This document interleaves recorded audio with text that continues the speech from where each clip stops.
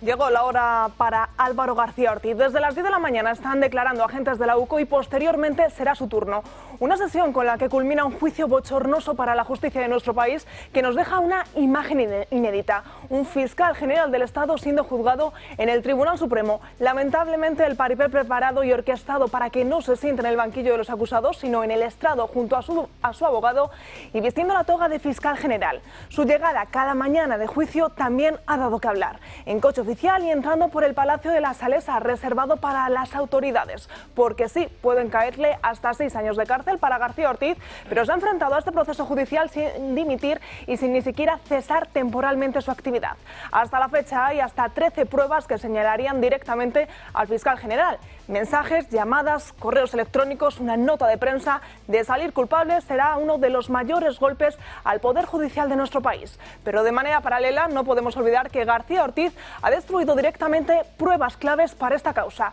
Una semana después de conocer que el Tribunal Supremo le abriría una investigación, el fiscal general cambió de teléfono móvil, pero antes él mismo se habría encargado de borrar los mensajes que habría enviado con el contenido confidencial de González Amador.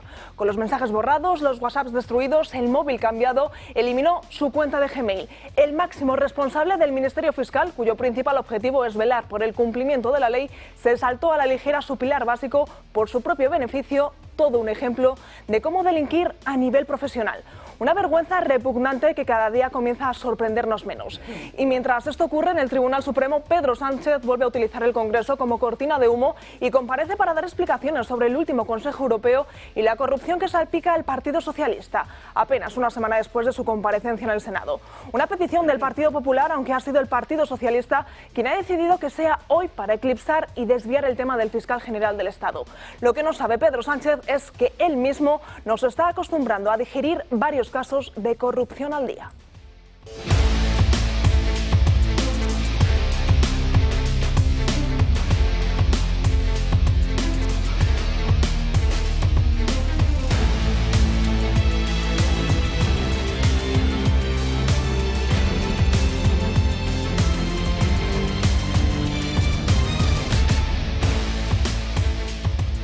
¿Qué tal están? Muy buenos días, bienvenidos. Miércoles 12 de noviembre miramos el santoral y felicitamos a San Millán de la Cogolla. Por delante 2 horas de programa en el que, como no podía ser de otra manera, vamos a estar muy pendientes del Tribunal Supremo. Ya saben, esa penúltima sesión en la que va a declarar el fiscal general del Estado, aunque será por la tarde, ya desde primera hora de la mañana están declarando agentes de la UCO. También pendientes repasaremos todo lo que dio de sí la comparecencia de Carlos Mazón ayer en esa comisión de investigación en las Cortes de Valencia, y también muy pendientes estaremos de la última hora sobre el Valle de los Caídos y ese proyecto que quieren poner en marcha. Todo ello será durante las próximas 2 horas, durante este programa, pero antes comenzamos como siempre saludando a quienes me acompañan en esta mesa y sobre todo a Josep María Francás, para no perder costumbre, para comenzar con este comentario. ¿Qué tal? Muy buenos días. Sí, para arremeter contra alguien, ¿no? A ver, yo ayer anuncié que hoy quería hablar, que ya quería hablar ayer y hoy quería hablar del tema de las elecciones y el peligro de que alguien meta mano donde no debe, citando 2 entrevistas que tengo, no entiendo nada.es, que es mi blog, y ahí están muy bien explicado, pero me pasó lo mismo que ayer, que viendo el informativo por la noche me fui calentando con distintos personajes. Entonces apareció Pablo Iglesias, sin duda un enfermo, que explicó cómo el periodista español que fue agredido en Pamplona, pues resulta que era un enviado de la policía o no sé exactamente qué era por allí, entonces con lo cual justifica que le agreden. Después apareció otra cosa curiosísima, que es un informe de la Eurocámara poniendo a Cardún burro a Marlaska, finamente, pero vamos, incluso la acusa de esconder pruebas por el tema de Barbate, de haberse cargado a lo Consur, con lo cual no se entiende nada, etcétera. Bueno, otro personaje de la misma, otro enfermo, ¿no? Y después Pedro Sánchez, que salía en todos lados porque es el que ha nombrado todo eso. Entonces yo llegué a la conclusión de que estamos gobernados por enfermos.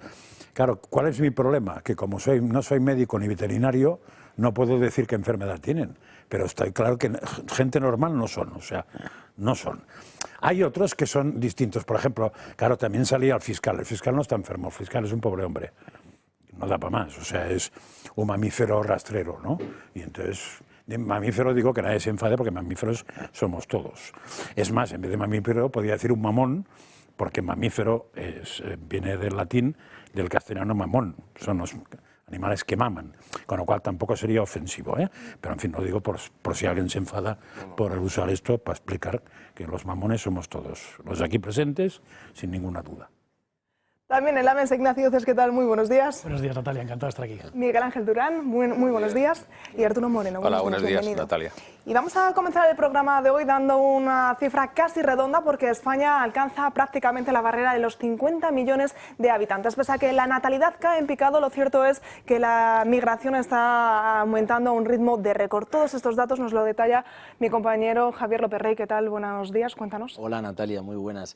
Pues así es, en estos momentos España se encuentra ante un pico de población inédito, ya que roza los 50 millones de personas y los últimos datos publicados por el INE muestran un crecimiento considerable impulsado por la inmigración, con más de 105.000 personas añadidas solo en el último trimestre, mientras que la tasa de nacimientos continúa descendiendo. Según el propio organismo, cada vez hay más residentes nacidos en el extranjero y en paralelo disminuye el número de personas nacidas en el país. Mirando hacia el futuro, esta creciente presión demográfica derivada de la inmigración choca directamente con la falta de vivienda que atraviesa el país. Se trata de una realidad palpable. La población extranjera ya roza los 10 millones de personas, lo que representa cerca de una quinta parte del total nacional. Los mayores incrementos de población se han registrado en Comunidad Valenciana, Aragón, Castilla-La Mancha y Cataluña, regiones que están experimentando un aumento constante de residentes y una mayor demanda de servicios e infraestructuras.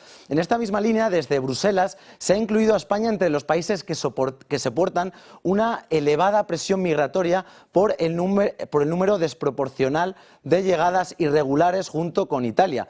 De este modo, España podrá acogerse a la denominada Reserva de Solidaridad, una medida que contempla en el Pacto Europeo de Migración y Asilo, que entrará en vigor a mediados del año 2026. Esta iniciativa prevé trasladar al menos 30.000 migrantes cada año entre los distintos Estados miembros. Sin embargo, los países podrán negarse a recibir parte de los solicitantes reubicados a cambio de una compensación económica de hasta 20.000 euros por persona. España se enfrenta a un doble reto. Por un lado, una población que crece a un ritmo sin precedentes gracias a la inmigración y otro, una oferta de vivienda insuficiente y un relevo generacional en declive. Una combinación que, según advierten expertos y organismos europeos, podría convertirse en uno de los principales desafíos sociales y económicos de los próximos años. Gracias, Javier. Sin duda un desafío el que se enfrenta este país, con casi esos 50 millones de habitantes,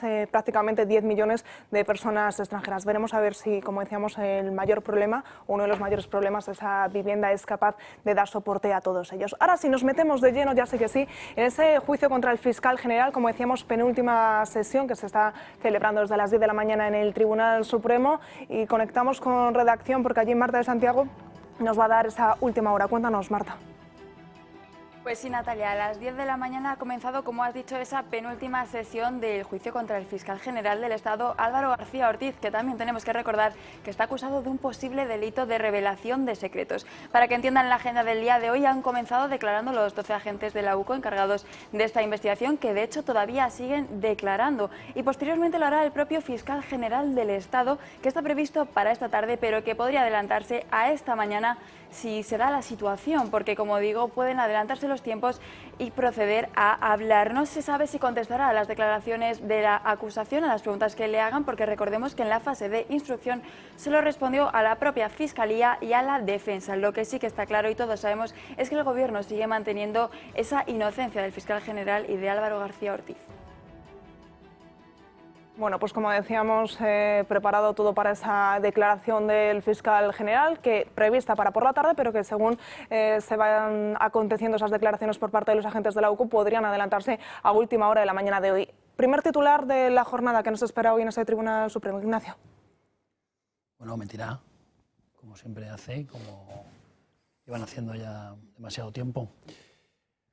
A mí me gusta decir que lo que estamos viviendo es algo insólito, no tiene precedentes en España, es decir, que el fiscal general del Estado esté procesado.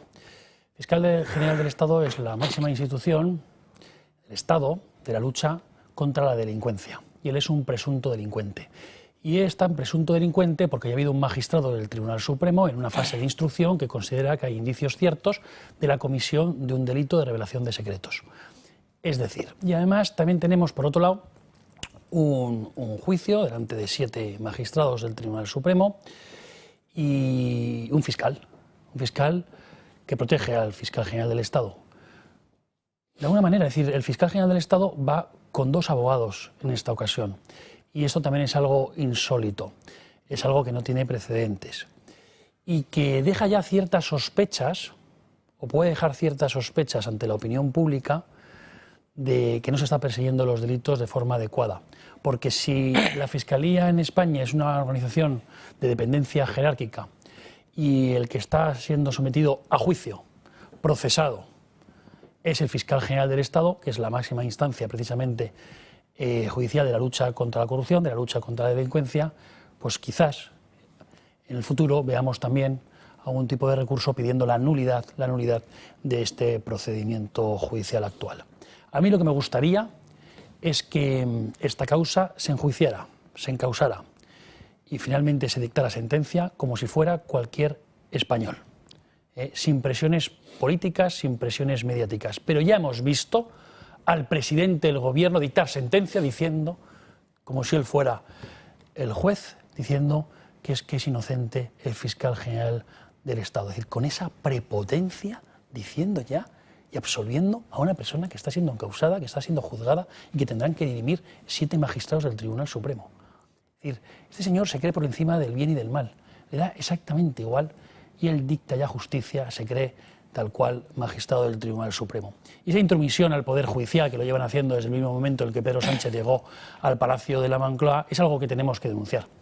Y que también han denunciado ya organizaciones de jueces, de fiscales y de magistrados, porque no puede ser que el presidente del Gobierno, el líder del Poder Ejecutivo, se quiera entrometer más en una causa judicial, pero claro, ¿cómo no lo va a hacer si es que resulta que es su fiscal general del Estado el que está procesado? Miguel Ángel, ¿qué esperamos de la jornada de hoy? A ver, yo en primer lugar quería decir que este fiscal general, con independencia del resultado de la sentencia que se dicte, es un fiscal general absolutamente indigno para su puesto. ¿Por qué? Porque lo que se ha puesto de relieve es que se trata de un fiscal general que, lejos de proteger la objetividad e imparcialidad de la Fiscalía, se dedicaba a nada menos que llamar y hacer que sus subordinados salieran de un partido de fútbol para entregarle material relativo a la pareja de un rival político de quien le ha puesto a él en el cargo. Es decir, solo con eso ya debería haberse ido a su casa desde el principio. En relación con la jornada de esta tarde y su declaración, mira, si fuera un fiscal general digno de su puesto, esta tarde él contestaría las preguntas de absolutamente todas las partes. Y probablemente no ocurra, me sorprendería. ¿Por qué? Porque creo que va a contestar exclusivamente a las preguntas de su defensa, que consiste nada menos que la fiscal que es subordinada de él, la abogacía del Estado, pero dudo mucho que se atreva a hacer lo que sería en un país democrático y de alguien que no tuviera nada que esconder, pues contestar las preguntas que le formule la acusación, las acusaciones populares y la acusación particular de la pareja de la señora Ayuso. Pero estamos en un país en el que tenemos unos graves defectos democráticos y, sinceramente, creo que el Supremo tiene un asunto entre sus manos que va a requerir una fundamentación jurídica muy relevante. ¿Por qué? Porque como el señor fiscal borró todos sus correos y borró también el contenido de sus dispositivos móviles, pues no nos ha permitido él mismo, se ha situado en esa situación, se ha puesto en esa situación y él mismo ha impedido tener la prueba directa sobre si realmente cometió el delito de revelación de secretos o no. Por tanto, el Supremo tendrá que basarse en los indicios que existen y a mi humilde juicio, existen indicios más que suficientes como para que haya una condena.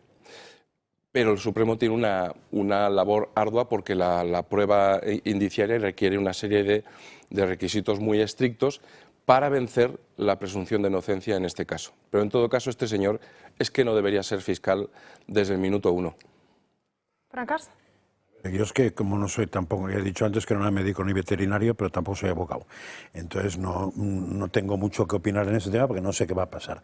Sí interpreto que a partir del mediodía todo es anecdótico. O sea, el testimonio de este hombre pues no sirve para nada porque entre las cosas puede mentir, puede no decir, con lo cual no me sirve para nada. Me sirve lo que se esté diciendo esta mañana, exactamente no lo sé.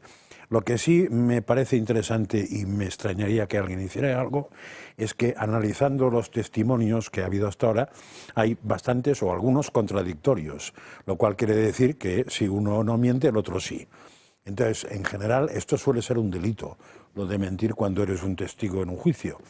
Pero como en España me parece que es un delito que no sé, no me suena a mí haber oído nunca que castiguen a nadie por eso, igual es simplemente que sí que lo hacen y yo no me he enterado, pero sería bueno que ocurriera, porque hay testimonios muy contradictorios, ¿no? Entonces, como mínimo, si el fiscal es condenado o no, ya lo veremos, lo dirá el Supremo, pero al menos que los que han mentido se investigue quién ha mentido. Arturo.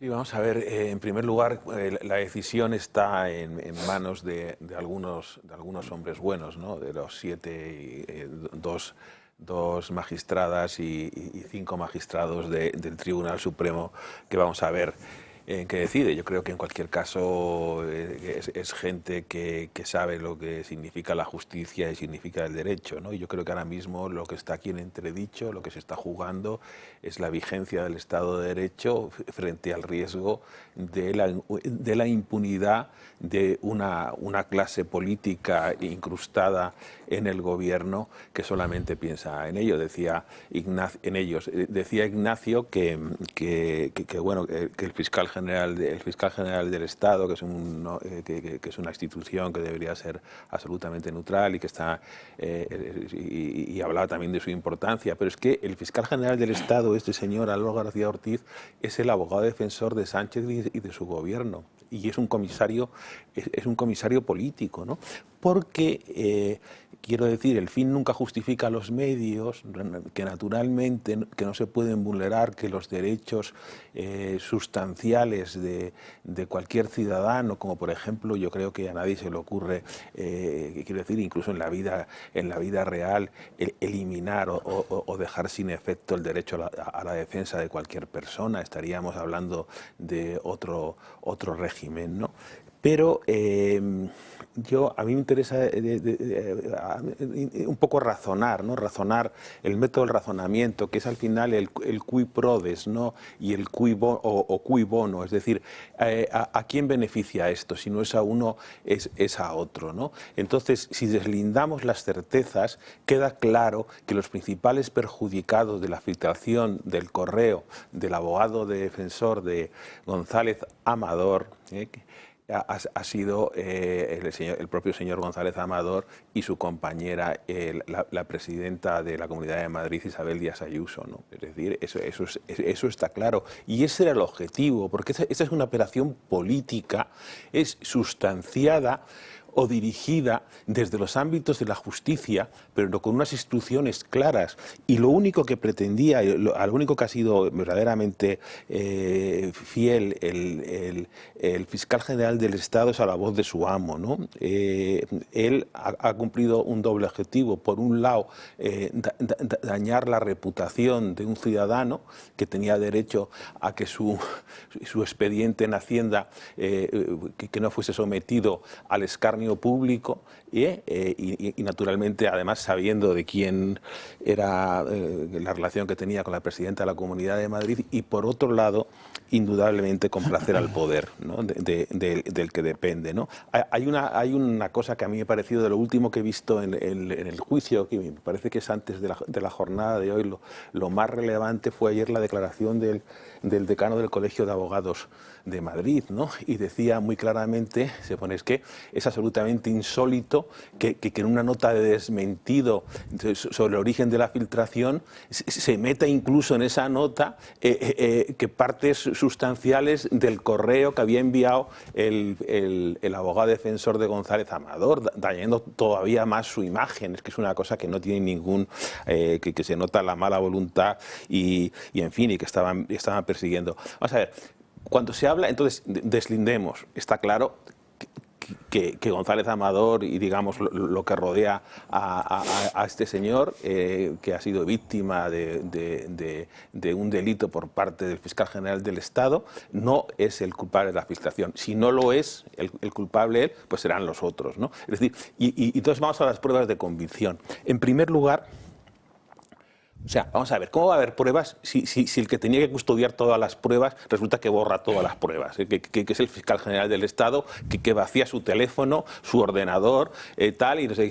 Bueno, pues me parece que es una prueba de incriminación, porque si no tenía nada, si estaba absolutamente limpio, si él no tenía nada que ver con la filtración, ¿para qué borra los mensajes? ¿Qué más le da, no? Indudablemente estamos hablando del Tribunal Supremo y lo que nos va a revelar el Tribunal Supremo, el instructor, son conversaciones privadas del señor el señor García Ortiz que no tenga nada que ver con la causa. Es decir, yo creo que eso vamos, el preservar la intimidad, yo creo que en cualquier caso se tiene que hacer. Conversaciones que no tienen nada que ver con la causa están absolutamente eliminadas y fuera. Hay una cronología concordante también, ¿no? Es decir, desde él, ¿por qué reclama el expediente de un particular, el fiscal general del Estado?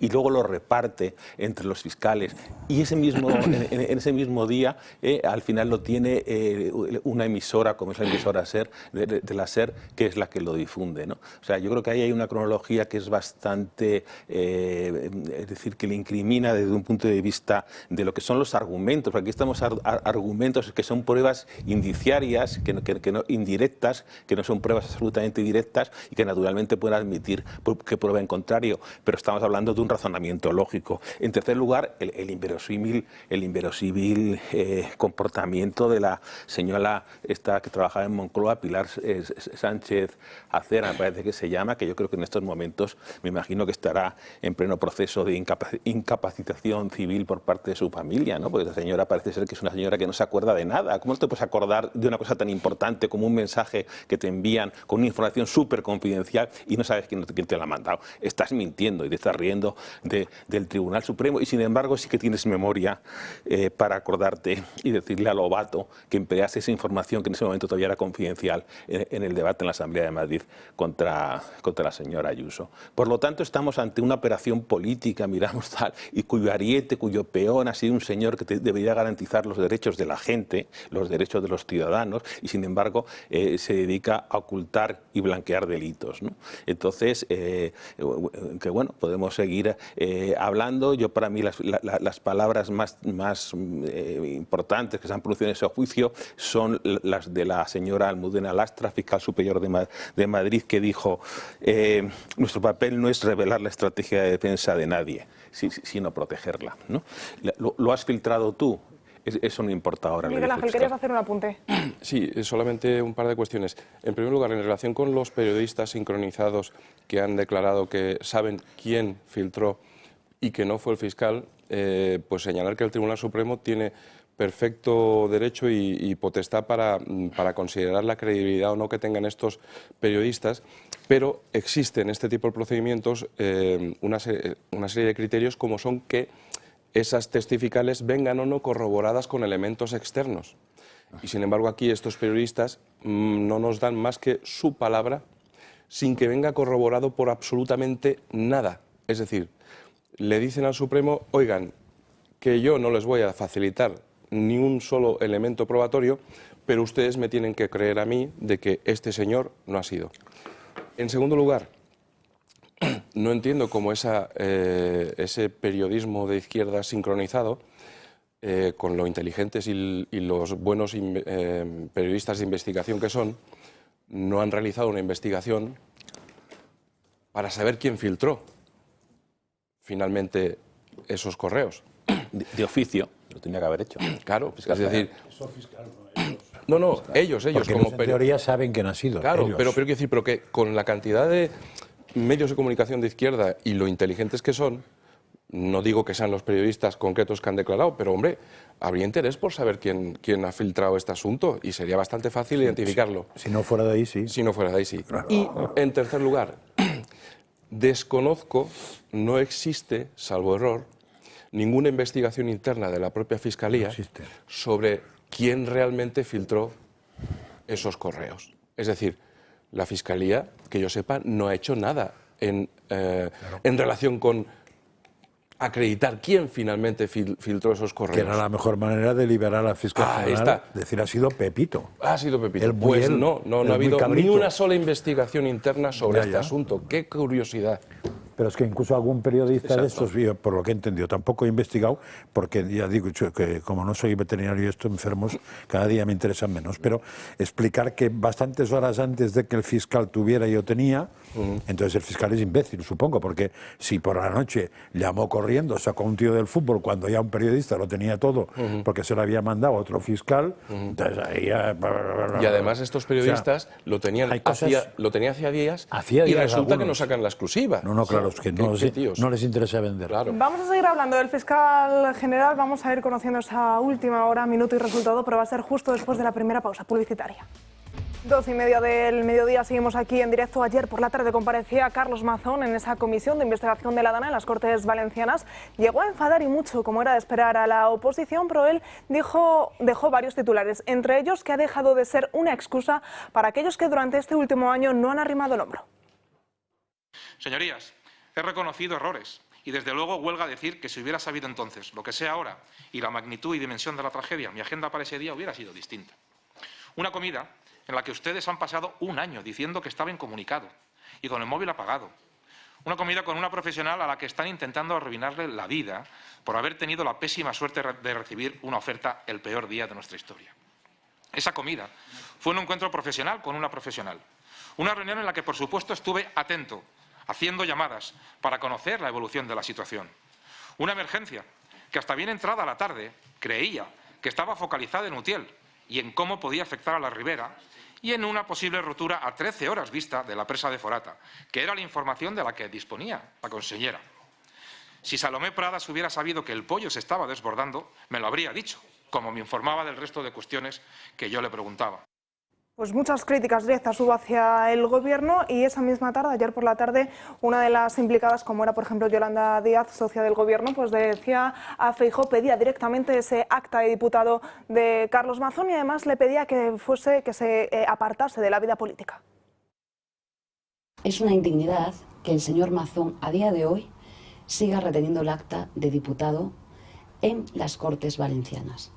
Es una indignidad que no se merecen las víctimas. Y yo le pido al señor Feijóo que actúe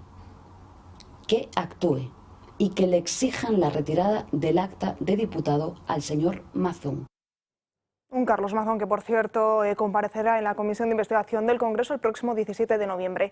Pedían la dimisión de Carlos Mazón, ahora ha dimitido, parece que no tienen bastante, sino que quieren un paso más. Por una parte, parte de las familias de las víctimas piden incluso que entre en prisión y ahora veíamos como un socio de gobierno, como es desde Sumar, piden que se le retire ese acta de diputado. Nada suficiente, parece.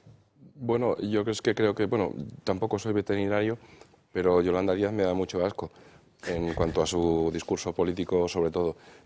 A ver, no van a soltar prenda porque la pieza la tienen que amortizar hasta el último momento.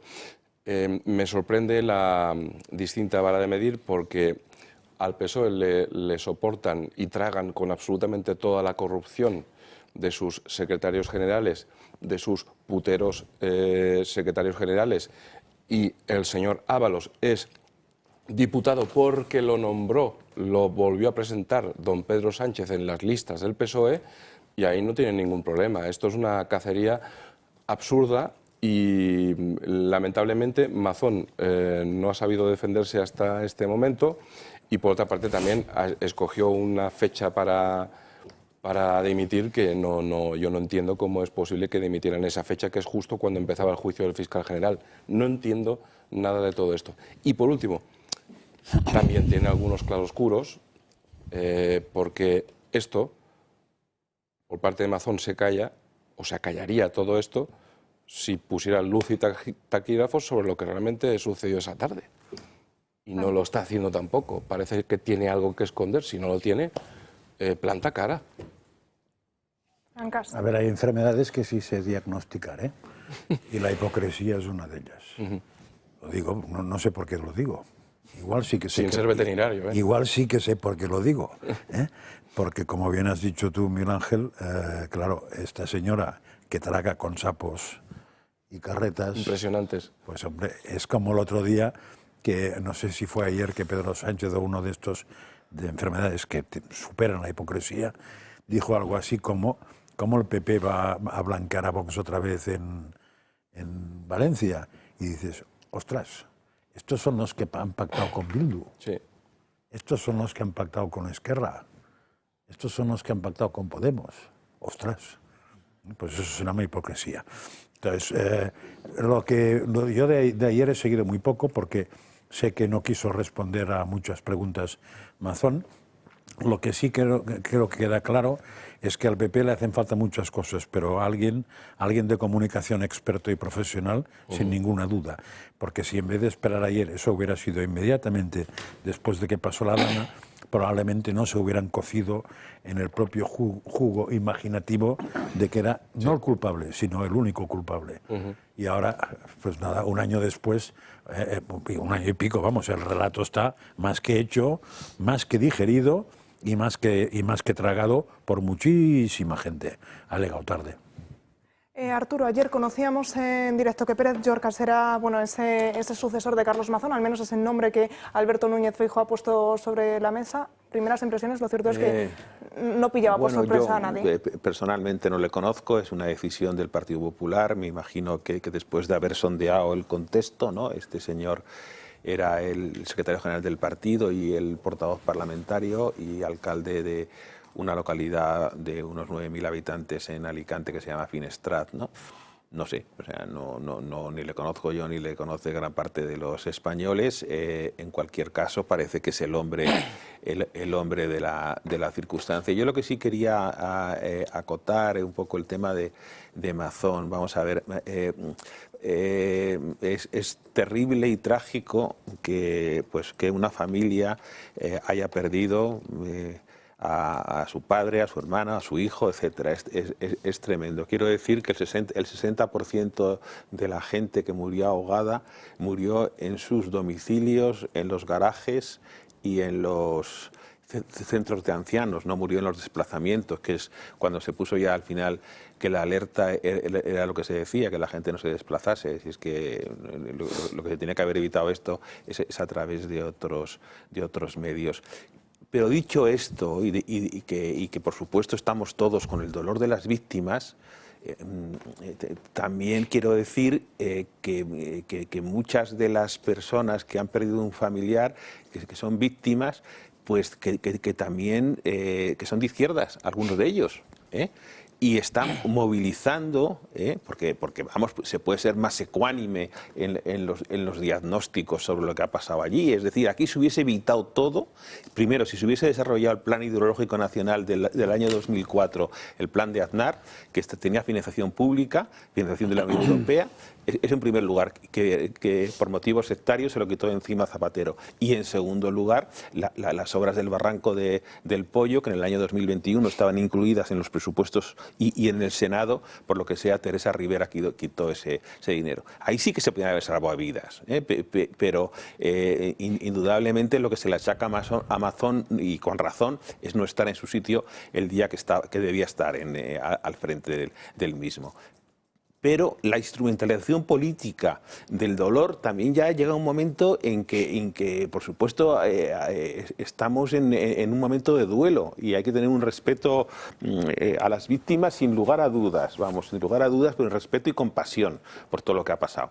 Pero claro, que ya llega un momento en que empieza a molestar la instrumentalización política en una determinada corriente que bastante sectaria y además con una persecución muy clara, y sin embargo al otro actor, el que podía haber evitado las muertes, si hubiese hecho las obras, si hubiese desarrollado el plan hidrológico, ese sale de rositas de todo esto. Hombre, pues no, me parece mal. ¿Por qué no se convocó la ley de protección civil, el ministro del Interior de motu propio el gobierno que la aplicó? ¿Por qué no se constituyó una comisión mixta de coordinación como se hizo, por ejemplo, cuando el volcán de La Palma? ¿Por qué no se convocó el comité de forma correcta de seguridad nacional, que fue una reunión presidida por la Montero el día 29 de octubre y donde no estaban convocadas las personas que tenían que haber estado? Es decir, hay una serie de cosas que realmente, y porque por supuesto la Confederación Hidrológica del Júcar no interpretó desde el punto de vista, porque que tenían la cualificación técnica para hacerlo, el crecimiento obviamente del caudal de los ríos y de tal. Bueno, pues esas preguntas están ahí y sin embargo parece que el único que es responsable absolutamente de todo es el Partido Popular y el señor Mazón. Pero porque no se defendió. Bueno, o sea, es que el Partido Popular llegó en ese momento. Él es culpable, o sea, hay cierta culpabilidad, desde luego, por parte de Mazón y de la administración autonómica, no hay ninguna duda. Pero es que luego llegó Pedro Sánchez, le dio una palmadita en la espalda y él se conformó con eso, sin saber que siempre el Partido Socialista va y te mete en navajazo. Y eso es lo que sucedió. Y evidentemente Mazón tiene cierta culpabilidad, sin duda, pero el dolo, la culpa total, lo tiene el gobierno de la nación. Hombre, y esto nunca lo ha querido decir desde el primer momento el Partido Popular. Oye, pero ni el Partido Popular Nacional, que también le dejó tirado absolutamente a Mazón desde el primer momento. Y me ha dicho, oye, no, es que el culpable es usted, Pedro Sánchez, sus ministros, porque ustedes tenían competencias, tenían formas de actuar antes, durante y también después. Porque para mí, ahora mismo, en esta coyuntura, la gran pregunta es, ¿se ha aprendido algo de esta catástrofe? No, no se ha aprendido nada, porque en el fondo no se están implementando políticas en la dirección correcta para que esto no vuelva a producirse. Y esta es la gran reflexión política, a mi modo de ver, que hay que hacer. Por supuesto también la culpabilidad. Y nosotros, de hecho, nos querellamos contra el presidente del gobierno y unos cuantos ministros, precisamente por su actuación, de lo que nosotros entendemos que es una actuación criminal. Pero luego, desde el punto de vista de las infraestructuras, ¿se quieren emprender realmente medidas, proyectos, obras? Nosotros lo decimos por activa y por pasiva. El Partido Socialista no quiere saber nada de esto. Y está por ver que quiera el Partido Popular también esto. Porque tú antes hablabas del plan hidrológico del señor Aznar, pero también gobernó luego el Partido Popular unos cuantos años y no quiso rescatar algo que nosotros sí tenemos en nuestro programa, que es el Plan Nacional del Agua y la interconexión de todas las cuencas fluviales en España. Esto como primera aproximación. Luego, Natalia, si me dejas, sí me gustaría continuar. Tengo una pregunta para ti, porque ayer conocíamos el nombre de Pérez Llorca precisamente en esa comparecencia de Ignacio Garriga, en el que también se daba a conocer quién iba a ser el candidato de Vox para esas elecciones del próximo mes de diciembre por parte de Extremadura. Es Óscar Fernández. ¿Qué nos puedes decir de él? No sé si era un nombre que sonaba entre vosotros. Bueno, primero es una bellísima persona, es diputado autonómico por la provincia de Cáceres. Es una persona que vive perfectamente el ideario de Vox, lo conoce muy bien, lo lleva explicando durante estos 2 años en el Parlamento extremeño y es un magnífico candidato, la verdad, y va a poner voz a todas las ideas de Vox en Extremadura, que son muchas. Y luego lo de Pérez Llorca, que decías, yo le conozco también a Pérez Llorca del Partido Popular, y a nosotros ahí lo que nos interesa evidentemente también es hablar de ideas, hay que hablar de proyectos, qué pasa con las obras, qué pasa con los impuestos, qué pasa con los derechos y libertades de los españoles en Valencia, qué pasa con la inmigración. ¿Qué pasa con el fanatismo climático? Hay que revertir estas políticas. No puede entrar ningún inmigrante ilegal más en España. El tema del fanatismo climático, construir obras hidráulicas. Tenemos que estar favoreciendo esa tesis. No podemos estar asfixiando a nuestros agricultores y ganaderos y pescadores. Tenemos que reducir lo máximo posible. Nosotros no queremos que ni un solo céntimo de dinero público se destine a duplicidades, a triplicidades, a gasto político absolutamente innecesario. Ayer en el Congreso de los Diputados se tomó en consideración la reforma del Estatuto de Autonomía de Castilla-La Mancha, que no favorece en nada a los españoles y en cambio favorece mucho a los políticos con más prebendas, con más privilegios, con más prerrogativas para los políticos, por ejemplo, aumentando el número de diputados en las Cortes de Castilla-La Mancha, también facilitando la posibilidad de embajadas en las instituciones de la Unión Europea, estableciendo en el Estatuto nuevas instituciones, hablando del principio del cambio climático. Ese es el pacto del bipartidismo, ese es el PP y el PSOE, con el que ellos llaman el PSOE bueno, el de paje. Y eso no favorece en nada a los ciudadanos. Los políticos estamos para ayudar, no para que los españoles nos ayuden a nosotros, sino nosotros estamos para ayudar a los españoles, crear las estructuras suficientes para que los españoles se puedan desarrollar en plena libertad, favorecer la unidad nacional. Son principios básicos de los que nosotros queremos hablar, por supuesto, en todos los territorios y en todas las regiones de España. Francas, cerramos tema Sí, Valencia. a ver, esta mañana yo quería seguir, como suele ser los miércoles, el teatrillo del Congreso, pero me he enterado de que no había sesión de control hasta más tarde. Está compareciendo ahora mismo Pedro Sánchez. Con lo cual mi interés por escuchar a Pedro Sánchez era cero, entonces no lo he seguido. Bueno, ha dicho cosas como que la sanidad, la educación, las pensiones y las ayudas a la dependencia, todo es gracias al PSOE. Vale, pues nada. O sea, los españoles entonces no hemos construido realmente ni la sanidad ni la educación. No os adelantéis, que ese tema también... Me está reafirmando lo vamos a- Una locura, vamos, una verdadera locura. Me está reafirmando en que he hecho bien en no escucharlo. Pero he tenido la suerte, no sé si por la diosa Fortuna o por el ángel de la guardia, de enterarme de que iba a hablar Feijóo, y entonces me he ido corriendo a hablar Feijóo. Y después de Feijóo hablaba Abascal, con lo cual me he chupado, entre comillas, los dos discursos. Feijóo y Abascal, no el de Pedro Sánchez, que no he oído nada, ni tengo ningún interés en oírlo. Si me lo explicas, aceptaré la explicación. Pero Yo en unos tengo minutos te lo voy a poner, Francas. Vale, pero me parece muy interesante porque has dicho una cosa que enlaza mucho. Si no me equivoco, me ha dado la sensación de que el PP, al menos de boquilla, ya se ha dado cuenta que le toman el pelo. En el discurso Son tantas veces ya. Pero en el discurso de Feijóo, que me ha parecido, por cierto, muy bueno, un gran discurso, y me ha parecido muy interesante cuando ha dicho, lo ha dicho en público y a ver si es verdad, que no amnistiará ni a Pedro Sánchez ni a los suyos. Esta frase me parece muy relevante y muy interesante para recordársela. Y hablando de Valencia, he entendido que Santiago Abascal lo que le ha dicho es que en el fondo la condición justo era esa.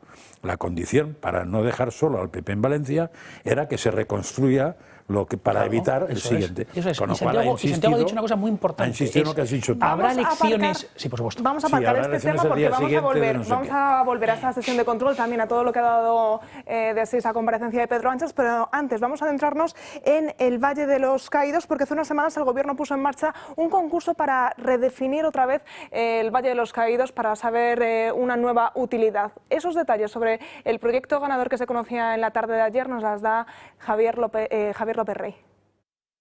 La ley de memoria democrática sigue dando sus frutos. Exhumaciones, educación en memoria democrática, derribo de símbolos. Ahora el Valle de los Caídos será el próximo punto de mira para su transformación mediante un proyecto de resignificación que ya se ha bautizado como La Base y la Cruz y que contará con un presupuesto de 30 millones de euros en total. El Gobierno describe que su misión principal es transformar el conjunto monumental desde una mirada plural e inclusiva, ya que desde el Ejecutivo se continúa vinculando este enclave que alberga la cruz más grande del mundo con la guerra civil y especialmente con el franquismo. El artículo 54 de la Ley de Memoria Democrática establece explícitamente que el Valle de Cuelgamuros se resignificará como lugar de memoria democrática con el fin de honrar y rehabilitar a las víctimas del franquismo y de la guerra civil. El ministro de Memoria Democrática, Ángel Víctor Torres, ha defendido el proyecto en su cuenta de X, calificándolo como una iniciativa basada en los principios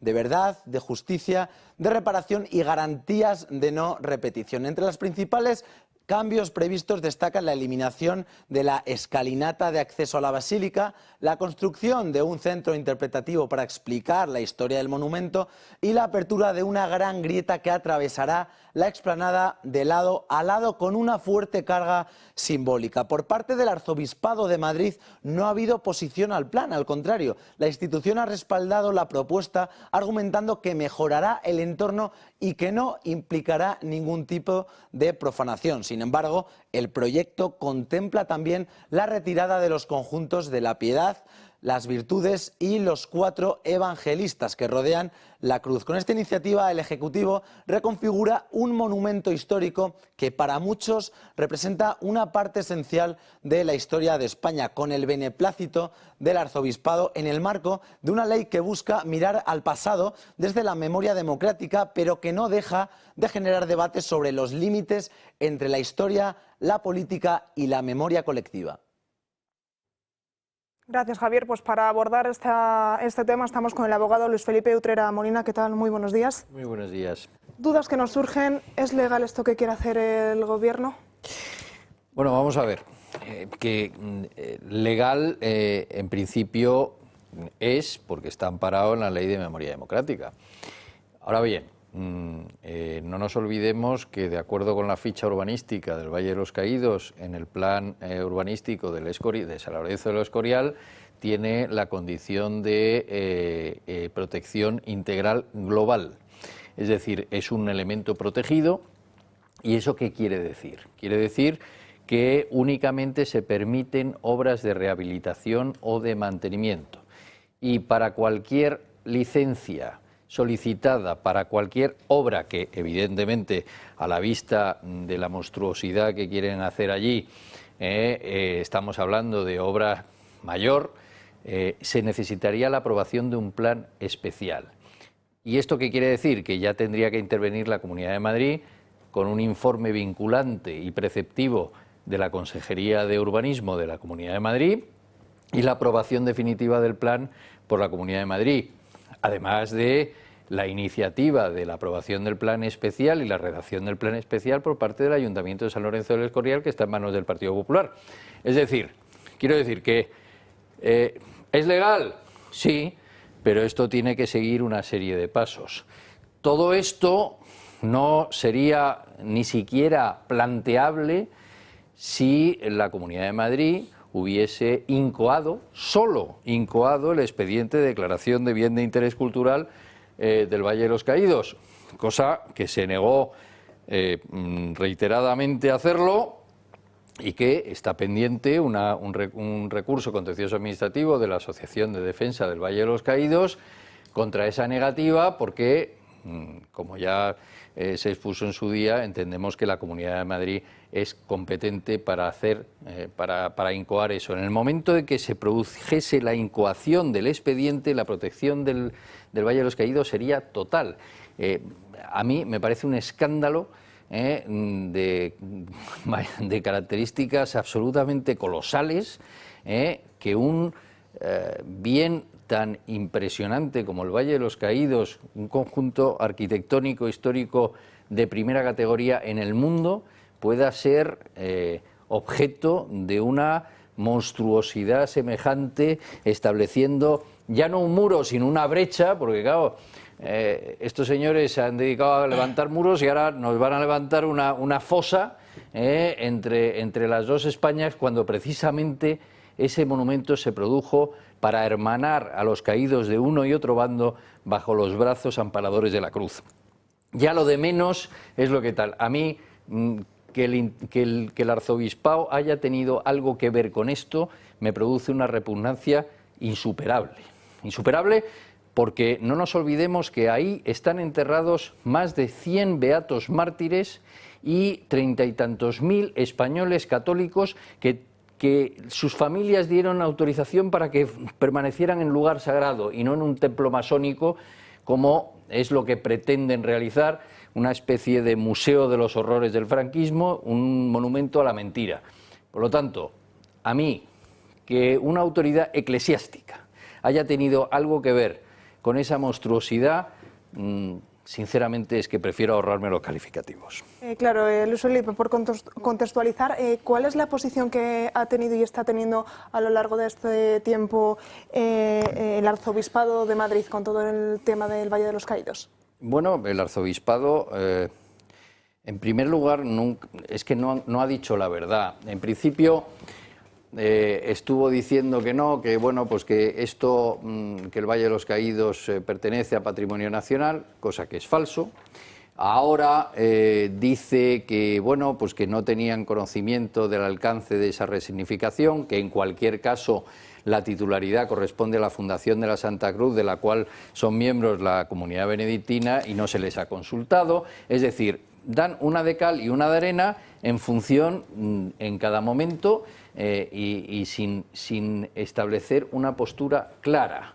Ahora bien, yo creo que aquí lo importante ya no es solo la monstruosidad que se quiere hacer ad extra, sino ad intra, porque en la resignificación del Valle de los Caídos, prácticamente todo lo que actualmente es lugar sagrado, que es toda la nave central de la basílica, y con excepción de lo que es el presbiterio, quedaría desacralizado y convertido en una especie de centro de reinterpretación de la historia, un centro de mentira histórica. Entonces, no nos olvidemos que en esa nave central hay 6 capillas laterales dedicadas a determinadas advocaciones de la Virgen, tras las cuales están los restos de más de 35.000 españoles.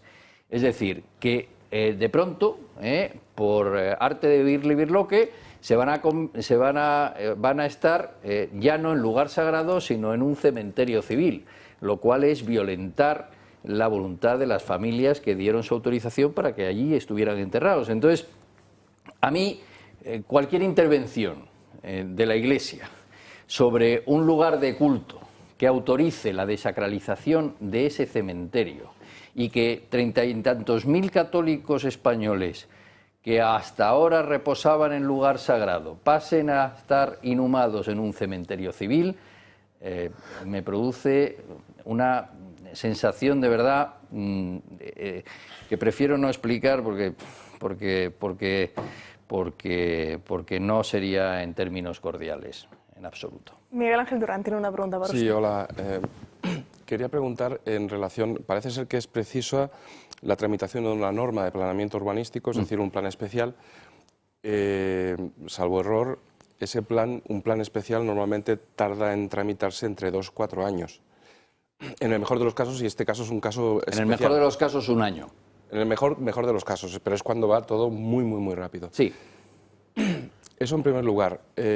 Y en segundo lugar, quería preguntar, sinceramente, si se conocen las razones por las que el arzobispado se vende y traiciona a los católicos de bien de dicho arzobispado. Es decir, ¿se pueden decir las cosas como son, en el sentido de decir por qué actúa el arzobispado de esta forma, traicionando de esta forma a sus feligreses?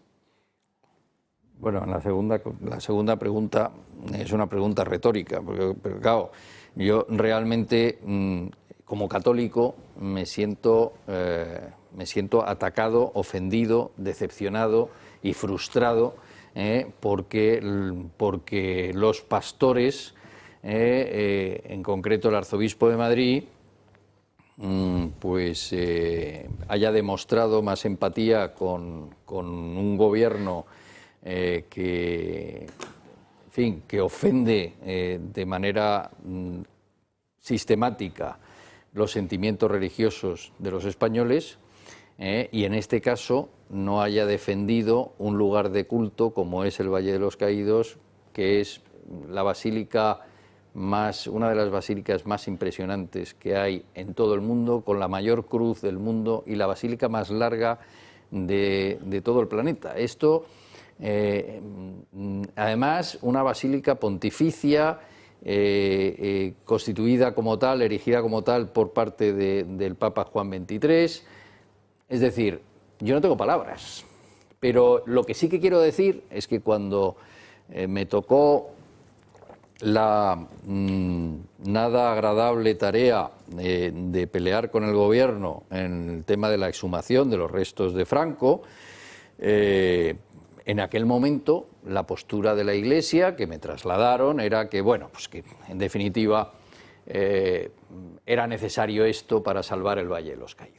Yo ya les dije en aquel momento al cardenal Osoro que no sé si era ingenuo o me estaba tratando de tomar el pelo, pero que si realmente creía eso, es que no conocía la gente que tenía enfrente. Ellos no van a parar hasta terminar con el Valle de los Caídos. Es lo que quieren convertirlo en una especie de centro masónico de reinterpretación de la historia, en el Auschwitz español, y además van a expulsar a la comunidad benedictina, de la cual, a cuyo prior ya han apartado con el beneplácito de las autoridades eclesiásticas. Es decir, yo creo que muchos católicos nos sentimos huérfanos, muchos católicos madrileños nos sentimos huérfanos y, hombre, quisiéramos que desde Roma se diese un amparo a esta situación, pero si realmente el representante de Roma es Monseñor Cobo, apañaos vamos. José María Francas.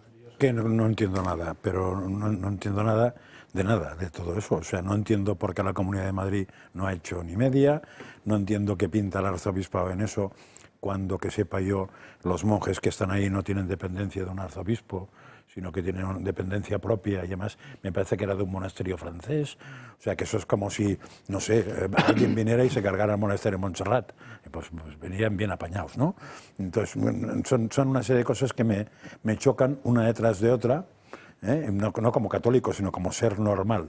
A ver, lo único que sí entiendo es que detrás de un grupo de personajes lo que hay les mueve un sentimiento que se llama odio, y no hay más explicación. Y entonces enfrente pues hay una serie de señores damnificados y otros que miran hacia otro lado porque les importa un pimiento o porque vete a saber exactamente qué es lo que les han dado a cambio. Claro, pero intentar usar el sentimiento de odio para cargarse una cosa con el objetivo de decir que es para que sea para el amor de todos, pues tiene más retranca el tema. Porque que sepa yo, cuando preguntas a la gente que sabe qué es el Valle de los Caídos, te explica perfectamente para lo que es, quién lo construyó y de qué palo iban. Con lo cual no parece que ahí primara el odio, sino más bien la reconciliación. Entonces, que bajo el signo de la reconciliación prime el odio, me resulta fundamentalmente asqueroso. Hombre, y resulta paradójico que no se emplease una sola peseta, un solo céntimo del erario público para erigir la Basílica del Valle de los Caídos y, sin embargo, para convertirla en una especie de templo masónico, vayamos a emplear los españoles 31 millones de euros. Es decir, porque esto es importante que la gente lo conozca, es decir, no se empleó un solo céntimo ni una sola peseta del erario público para erigir el Valle de los Caídos, porque se utilizó el fondo que había quedado de donaciones al Ejército Nacional al terminar la guerra y después se celebraron 2 sorteos de Lotería Nacional para sufragar el coste de las obras del Valle de los Caídos. Y sin embargo, los españoles van a tener que soportar sobre sus hombros el pagar 31 millones de euros con un objetivo claro: seguir dividiendo a los españoles. Sí, claro. Esa brecha que quieren construir o que quieren deconstruir en el Valle de los Caídos es una representación perfecta de lo que quiere la izquierda, es volver a dividir a los españoles en 2 bandos irreconciliables. Es precisamente lo contrario de la significación con la que se levantó el Valle de los Caídos. Y respecto al arzobispo Cobo, es verdad que la orden benedictina, o sea, en este caso la comunidad benedictina del Valle de los Caídos, depende de la abadía de Solesmes, pero Roma designó a Monseñor Cobo como interlocutor con el gobierno en todo este tema. Por lo tanto, Cobo no tiene, una jerarquía sobre la orden benedictina, pero su papel aquí viene determinado por haber sido designado como interlocutor por la Santa Sede. Por lo tanto, todo lo que haga el arzobispo se supone que debe estar bendecido por la Santa Sede. Pero con lo cual hay que trasladar la responsabilidad a la Santa Sede. Sin duda ninguna. O sea, Cobo tendrá la estamos suya, hablando de pero la Santa Sede tiene algo más. Claro, porque estamos hablando de una basílica, de una basílica menor. Es decir, y solo puede tener la categoría de basílica una iglesia que haya sido consagrada como tal por parte del Vaticano. Y además está como lugar de culto bajo el paraguas de los acuerdos Iglesia-Estado del año 1979 y goza de inviolabilidad. Y cuando goza de inviolabilidad quiere decirse que el Estado no tiene jurisdicción dentro de la basílica. Por lo tanto, cualquier actuación que se realice, cualquier desacralización que se realice de esa basílica tiene que tener la autorización de la Iglesia. Y si la da, pues bueno, pues los fieles sabrán valorarlo como se merece, ¿no? Luis De todos Felipe... modos, la defensa posible, la única que queda, debe ser la vía judicial. La vía legal. De hinchar a querellas, demandas y problemas, que si el plan... Y rezar, y nunca mejor dicho, para que el gobierno pues no llegue al año 2027, donde se prevé el inicio de esta monstruosidad, ¿no? O sea, quiero decir que no sé, o sea, claro, ya llega un momento en que la inflación de escándalos semanales narcotiza, tiene un efecto narcotizante sobre la sociedad española. A mí que se pretenda una salvajada de este tipo por parte de un ministro que está acosado por una sombra de corrupción tremenda, ya es que no sé qué decir. O sea, es que claro, dices, bueno, pues, en fin, un escándalo más. Y llueve sobre mojado. Llueve sobre mojado. Luis Felipe Utrera, muchísimas gracias por estar hoy aquí con nosotros, por explicarnos la situación. Volveremos a contar con usted, si usted quiere, para irnos contando paso a paso todo este proceso que parece que va a ser largo. Gracias. Muchas gracias. Nosotros nos vamos a ir rápidamente a publicidad y a la vuelta seguimos hablando del fiscal general del Estado porque tenemos una última hora. Pues 1:10 de la tarde seguimos aquí en directo en Dando Caña y vamos directamente a redacción porque acabamos de conocer una última hora que, bueno, engloba el fiscal general y que no le dejaría en muy buen lugar. Marta de Santiago, cuéntanos. Pues sí, Natalia, los 3 peritos de esta investigación han testificado ya y los 3 manifiestan lo mismo, que hubo borrados de WhatsApp y de hecho de gran importancia. Además han dicho que se produjo de manera voluntaria y no de manera accidental y que de hecho se hizo el mismo día que se inició la causa, algo que da más sospechas. En cuanto a los agentes de la UCO, todos ellos han manifestado que hubo colaboración por parte del fiscal general del Estado durante toda la investigación, pero lo que no queda claro es si puede haber un borrado selectivo o no, ya que algunos han manifestado que esto se puede producir y otros no. Estos agentes de la UCO están repartidos en 2 salas. Por un lado están los que ya han testificado y por otro lado los que están esperando para hacerlo porque el juez no quiere que hablen entre ellos. Ahora mismo está declarando el último agente de la UCO y el próximo sería ya el fiscal general del Estado. Gracias, Marta. Nos quedamos con esa última hora y es que los peritos dejan claro que el borrado de WhatsApp fue voluntario y nunca accidental. Bueno, una prueba que podría señalar directamente al fiscal general hasta ahora. ¿Fue accidental? Es que no me suena de nada. No. Alguien lo quería encubrir, alguien no quería tener en cuenta eso. Yo creo que él siempre ha dicho que lo borró porque había una orden que le decía que tenía que borrarlo, ¿no? Lo cual fue desmentido por alguien y ayer fue rementido por otro alguien. Entonces, o el alguien o el alguien de ayer miente, uno de los dos se lo ha inventado. No, porque si el fiscal dirá, el otro que no. El fiscal dirá, no, precisamente ahí estará la prueba de mi exculpación. Claro, por eso se ha borrado, por eso se borró, ¿no? Claro, por eso se borró precisamente. Que lo cual entonces no será culpable, será imbécil, simplemente. Porque, creo que le van a cambiar el nombre, le van a llamar fiscal borrador del Estado. No sé. Es muy alucinante, pero yo sigo pensando que puede no haber condena. A ver, lo que sí tengo claro es que de los 7 no habrá unanimidad en absoluto. Por borrar. Pero, que de los 7 no habrá unanimidad. Yo estoy convencido que no habrá unanimidad. No, estoy seguro. Pero hay un lo elemento. Que no sabemos si serán 4-3 o 3-4. Existe un elemento también a considerar, que es que el fiscal general del Estado no es cualquiera, es alguien al que se le supone conocimientos en derecho. Entonces, si tú te enteras... Ha hecho unas oposiciones. Sí.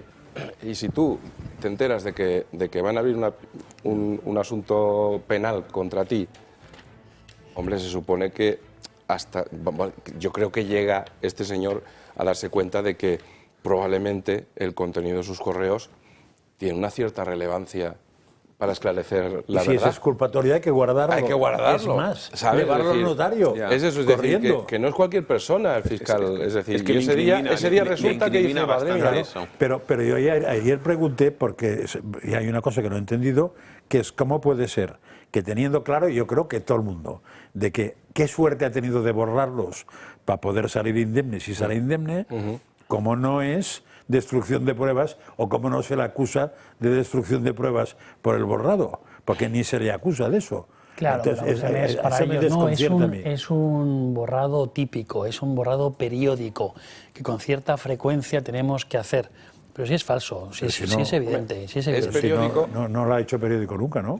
No, pero es un periódico cada vez que te abren una causa en el Supremo por revelación de secretos. Es periódico una vez en la vida. El fiscal que compareció ayer para explicar esto, no sé qué es, de protección de datos, de no sé qué, dijo que había que combatir el síndrome de Diógenes, que muchos que magistrados y jueces acumulan información en los teléfonos y tal, y lo que hay que hacer es vaciarlos. O sea, que bueno, y lo llamamos. Entonces los museos supongo que también hay que vaciarlos todos, ¿no? Bueno, las bibliotecas, los museos, todo eso, porque Diógenes ahí acumulan. Está, no presente, ¿no? Es el padre de la criatura. No, pero que él quería justificar al fiscal. Ya lo sé, pero le digo para que la coherencia no es una virtud preponderante en el siglo XXI.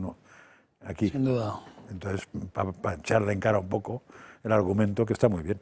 Vamos a irnos ahora sí hasta el Congreso, porque esta mañana comparecía Pedro Sánchez para hacer balance sobre el último Consejo Europeo y también la situación de los servicios públicos en España. Ha querido elegir este día quizá para hacer esa cortina de humo y para que no se hable tanto del fiscal general. Esto decía. Mientras sea presidente del Gobierno, España va a cumplir con estos compromisos climáticos. Y lo vamos a hacer porque queremos salvar vidas que se perdieron en Valencia. Vamos a seguir muy de cerca el proceso, asegurarnos de que el primer ministro Netanyahu y también la banda terrorista Hamás cumplen lo pactado y vamos a seguir apoyando a la población palestina todo el tiempo que sea necesario. De hecho, les anuncio que la semana que viene el Gobierno transferirá a la Autoridad Palestina 46 millones de euros extraordinarios en ayuda socioeconómica a través de programas europeos. Pues España también ha sufrido una oposición absolutamente destructiva, sin aportar una sola propuesta, ni arrimar el hombro, cuando la coyuntura o la respuesta política así lo exigía. Una oposición destructiva abonada al esperpento y también rendida a la ultraderecha. ¿No lo habías escuchado, Francas? No. Mira, veo que no me perdió nada, porque a la sarta de idioteces continuada no me... Es que cada día estoy convencido que está enfermo este tío, o sea, no lo digo en plan de broma. O sea, y como yo no soy psiquiatra, que fundamentalmente es lo que tendría que ser, no cuadra, no tengo ningún tipo de empatía con ese tipo de cosas, porque lo que sí me han dicho es que había hablado de vivienda, claro. Hablar de vivienda. 4 minutos. Sí. Claro, hablar de vivienda cuando este país no tiene puñetera vivienda y la gente joven tiene que compartir literas y casi, pues es alucinante. O sea, es que no sé exactamente de qué habla.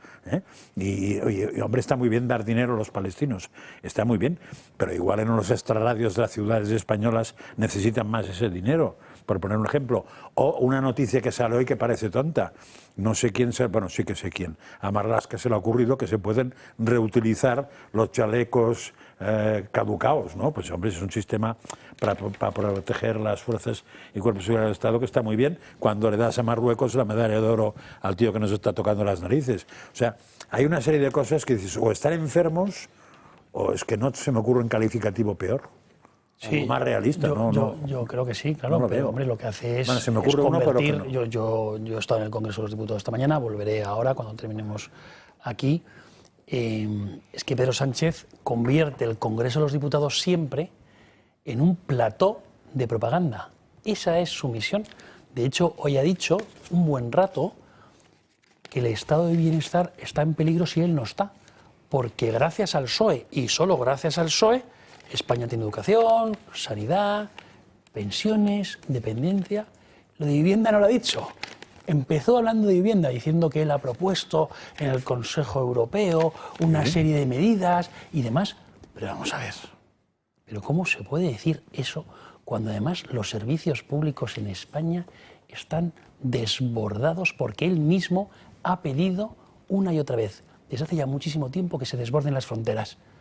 ¿O es que resulta que la inmigración masiva no afecta a los servicios públicos en España? Si hay muchísima más demanda para tener vivienda y no hay oferta de vivienda, ¿qué pasa? Pues que evidentemente los precios se disparan. Él no lo ha dicho. ¿Qué pasa, por ejemplo, con las urgencias que están colapsadas? ¿Con las listas de espera interminables en España? Hombre, pues algo tiene que ver que los médicos estén desbordados también con la inmigración masiva. 200.000 en el Madrid, ¿no? Ha dicho Santi. Sí, porque nos han contestado. Es verdad que ya la Comunidad de Madrid nos ha contestado algunas de las preguntas que nos estamos formulando sobre el coste, por ejemplo, de la inmigración masiva o de la inmigración ilegal.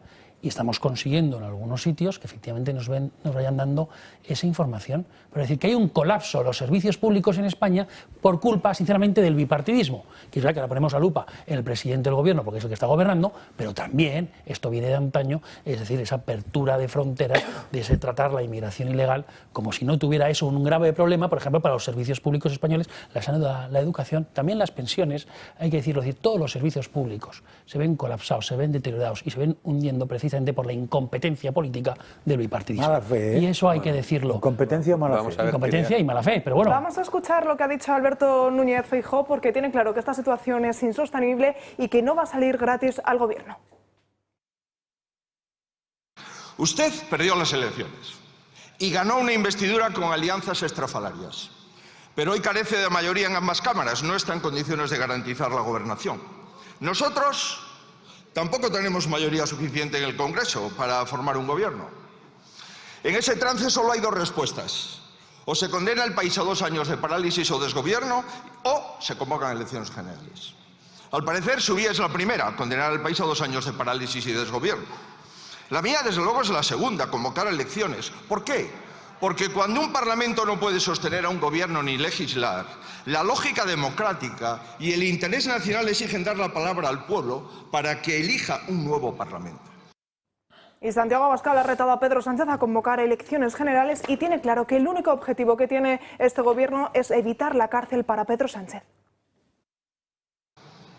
Señorías, España tiene un gobierno inundado de corrupción, chantajeado por prófugos de la justicia, ridículo en su actuación internacional y absolutamente indiferente ante el sufrimiento de los ciudadanos españoles. España tiene un gobierno cuyo único objetivo es evitar que Pedro Sánchez acabe en la cárcel. Y tiene un gobierno que, para lograr eso, está dispuesto a pisotear la seguridad, la libertad y la prosperidad de los españoles. Esto que acabo de decir es más o menos el resumen de las explicaciones que tengo que dar en muchas ocasiones ante amigos, aliados y otros actores internacionales cuando me preguntan por la situación de nuestro país. Y la verdad es que tengo que reconocerles que no les descubro prácticamente nada nuevo. Ellos ya lo saben todo. Ellos saben bien quién gobierna en España. Créanme que a veces, por diplomacia, hasta percibo que se aguantan la risa cuando oyen al marido de Begoña Gómez hablar de prevención de la corrupción. Igual que se aguantan la risa cuando escuchan hablar de transición verde competitiva, es ahora, al primer gobernante que ha conseguido un apagón total de su propio país. Digo esto, señorías, ahora que vamos a hablar de las cumbres internacionales, para que seamos conscientes en esta Cámara de cuál es la imagen del gobierno de nuestro país en el exterior. Esa imagen, como le suele suceder a los narcisos, es muy distinta de la que ellos se creen que proyectan.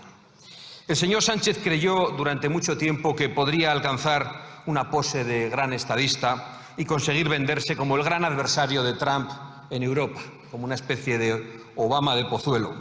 Y quizás soñaba con algún tipo de cargo internacional que le alejase de los juzgados de Plaza de Castilla. Me temo que no lo ha conseguido. Si en las conversaciones que mantengo... Abascal se habría comprometido a un adelanto electoral en la Comunidad Valenciana a cambio de que Pedro Sánchez en este mismo momento disolviese las Cortes y diese la voz a los españoles. Arturo. Sí, bueno, eso sería en lógica democrática lo que tenía que hacer, ¿no? Es decir, la situación es absolutamente inédita y además insoluble por sí misma. Es decir, ¿qué se puede hacer? Si no hay actividad legislativa, porque el gobierno no puede sacar ninguna ley, que no se pueden aprobar los presupuestos y lo del control del gobierno que da igual porque se han reprobado a cantidad de ministros y es que ahí están, siguen, etcétera.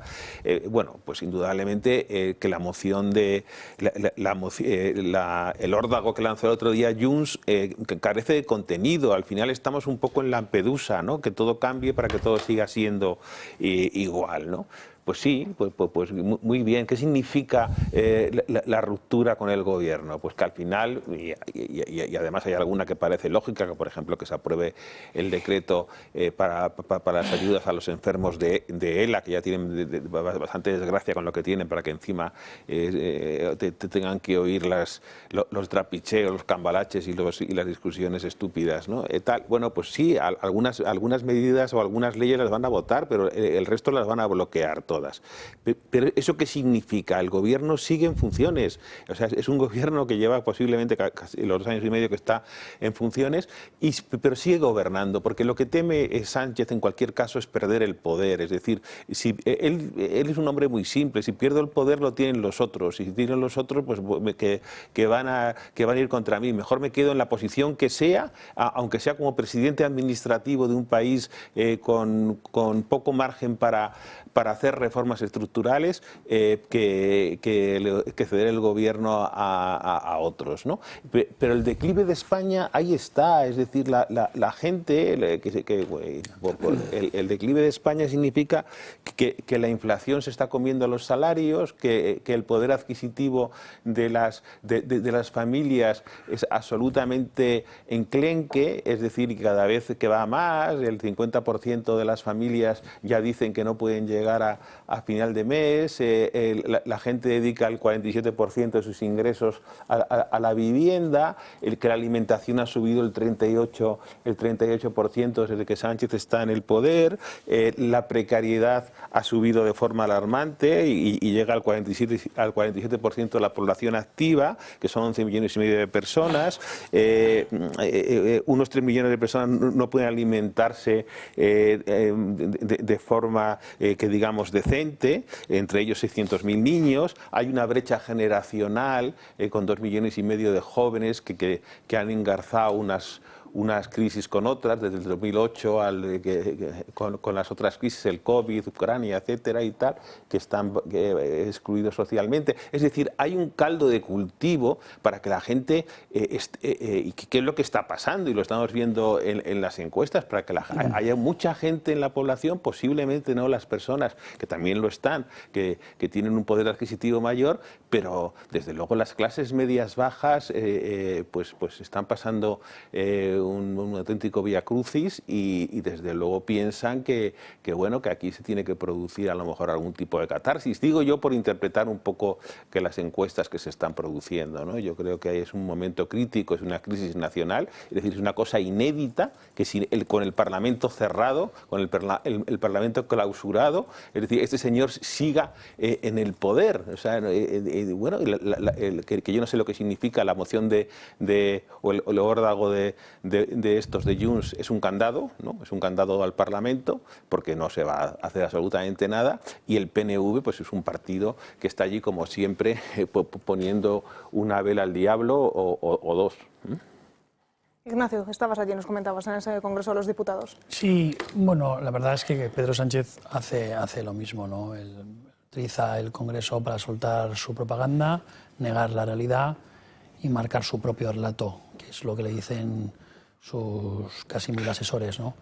Y eso es lo que estamos. La verdad que es una verdadera vergüenza que este señor haya empezado hoy hablando de vivienda, porque ha dicho muchas veces ya a Sánchez el 5.º pilar del estado de bienestar, cuando está destruyendo además los otros 4 previos, ¿no? Sanidad, educación, dependencia, pensiones, lo está destruyendo y ahora dice, no, levanto esta bandera. Vamos a ver, es evidente que no está haciendo nada por la vivienda, absolutamente nada.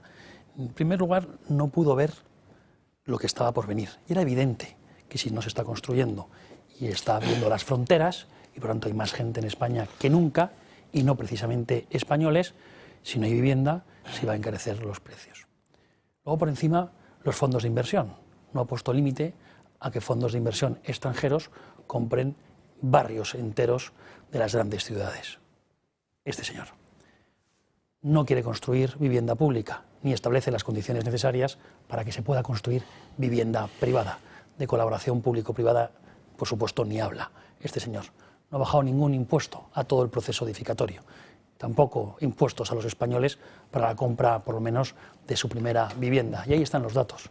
De los jóvenes no se pueden emancipar, el precio de la vivienda como nunca, en un breve plazo de tiempo se ha disparado el precio de la vivienda y bajo ningún concepto quiere hablar de la prioridad nacional. Es decir, tenemos gobernantes en España que no les importan los españoles y no quieren establecer una prioridad para proteger a los españoles. Entonces el presidente del gobierno le ha dedicado 4 minutos, pero ha tenido la desfachatez, la desvergüenza de decir esto. Es decir, oye, empiezo hablando de vivienda, tal, pero vamos a ver, porque sabe que la inmensa mayoría de los jóvenes no se pueden emancipar, no pueden comprar una vivienda, ni tampoco pueden alquilar una vivienda. Si la tienen que alquilarla, lo hacen con compañeros, que a veces ni conocen previamente. Y esa es la situación real de España, donde no había un problema generado, una crisis nacional. Y Santiago Abascal, este diagnóstico lo tiene muy claro y además lo ha expuesto en multitud de ocasiones, y hoy también, ha dicho al presidente del gobierno: habrá elecciones en Valencia, yo me comprometo a exigir elecciones en Valencia, pero usted convoque elecciones de forma inmediata. Es que para Pedro Sánchez, él no tiene culpa de nada. Nada de lo que ha sucedido en España es su culpa, siempre es culpa de los demás. Acordaros, siempre el fanatismo climático, el cambio climático. Trump, Netanyahu, nunca él es responsable de ninguna de las actuaciones de este gobierno. No es capaz de pedir perdón, necesita el poder precisamente para protegerse de esas acciones judiciales que hoy están emprendidas, eso sí, gracias a Vox, esas acciones judiciales, y esperemos verle sentado en el banquillo de los acusados, ¿no? Cuando tiene ya a su hermano, a su mujer, al fiscal general del Estado procesado, vamos, básicamente. Miguel Ángel, te voy a dar la palabra, pero justo después de publicidad. Perfecto. Vamos a retomar el tema de todo lo que está ocurriendo en el Congreso de los Diputados, pero antes recordarle que este año el Consorcio Regional de Transportes de Madrid cumple 40 años moviendo a toda la comunidad. 4 décadas haciendo posible que millones de madrileños viajen cada día con comodidad, seguridad y confianza. Gracias al Consorcio Regional de Transportes de Madrid, hoy puedes usar metro, autobuses, cercanías o metros ligeros con un solo abono. Fueron pioneros con los intercambiadores y ahora siguen avanzando con nuevas apps móviles, pagos con tarjeta o móvil y una red más moderna y accesible que nunca. Más del 92% de la población tiene una parada a menos de 300 metros y en 2024 se ha batido un récord histórico, más de 1.700 millones de viajes. 40 años después, el Consorcio Regional de Transportes de Madrid sigue adaptándose al ritmo de todos los madrileños, los que van con prisa, los que disfrutan del camino, los que viajan por trabajo o por placer. Consorcio Regional de Transportes de Madrid, 40 años contigo, tu ritmo, tu transporte.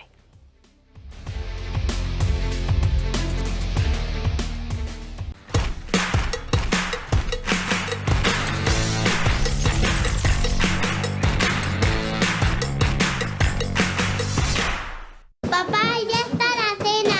¿Cuál es la especialidad de la noche? Sí. Buenas. Hola, papá. Hola. Hola. Mira, ahí está. Papá, hola. Muchas gracias. Pero deja que yo cocine algo para ti. Papá, ya está la cena.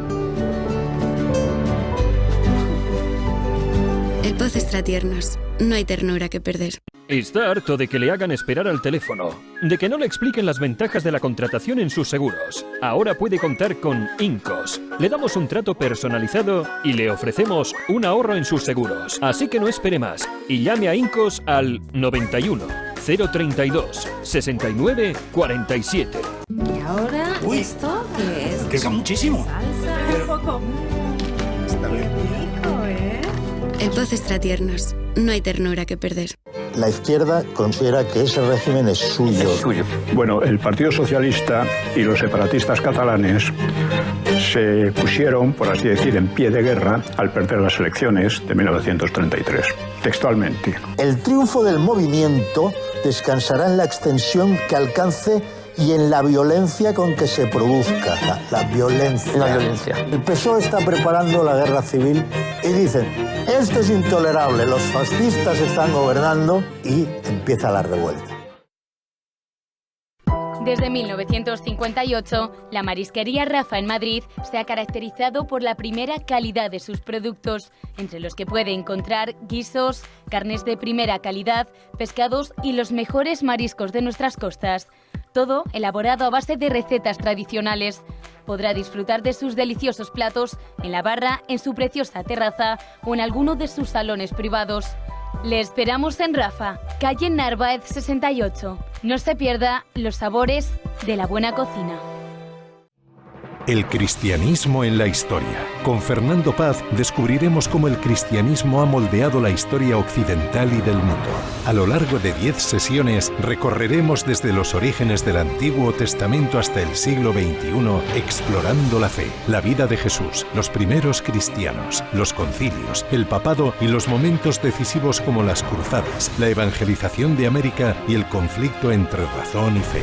Todo a partir del mes de octubre. Llama ya e infórmate. Morán Ópticos, tu óptica familiar de confianza. Con un gran equipo de profesionales ópticos optometristas, ofrecen a sus pacientes la mejor solución a su problema visual con ayuda de la mejor tecnología. Cuidamos de tu salud visual y auditiva. Además, cuenta con un gabinete audiológico cuyo objetivo es mejorar la comunicación y la calidad de vida de las personas con problemas de audición. Todos los socios del Club de Amigos tienen unas ventajas y descuentos sorprendentes. Ponte en contacto con Morán Ópticos, tu óptica de confianza. Te esperamos.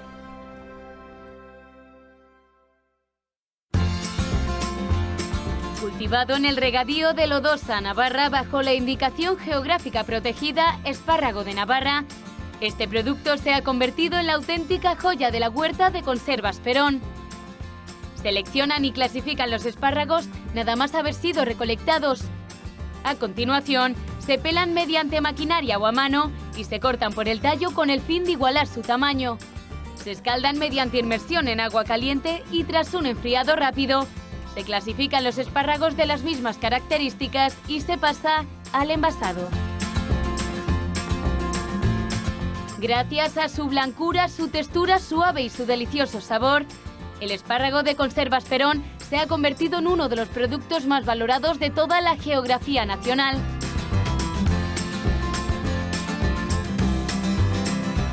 Llame al 948 69 3401 o entre en su página web www.conservasperón.com. Conservas Perón, de la mata a la lata.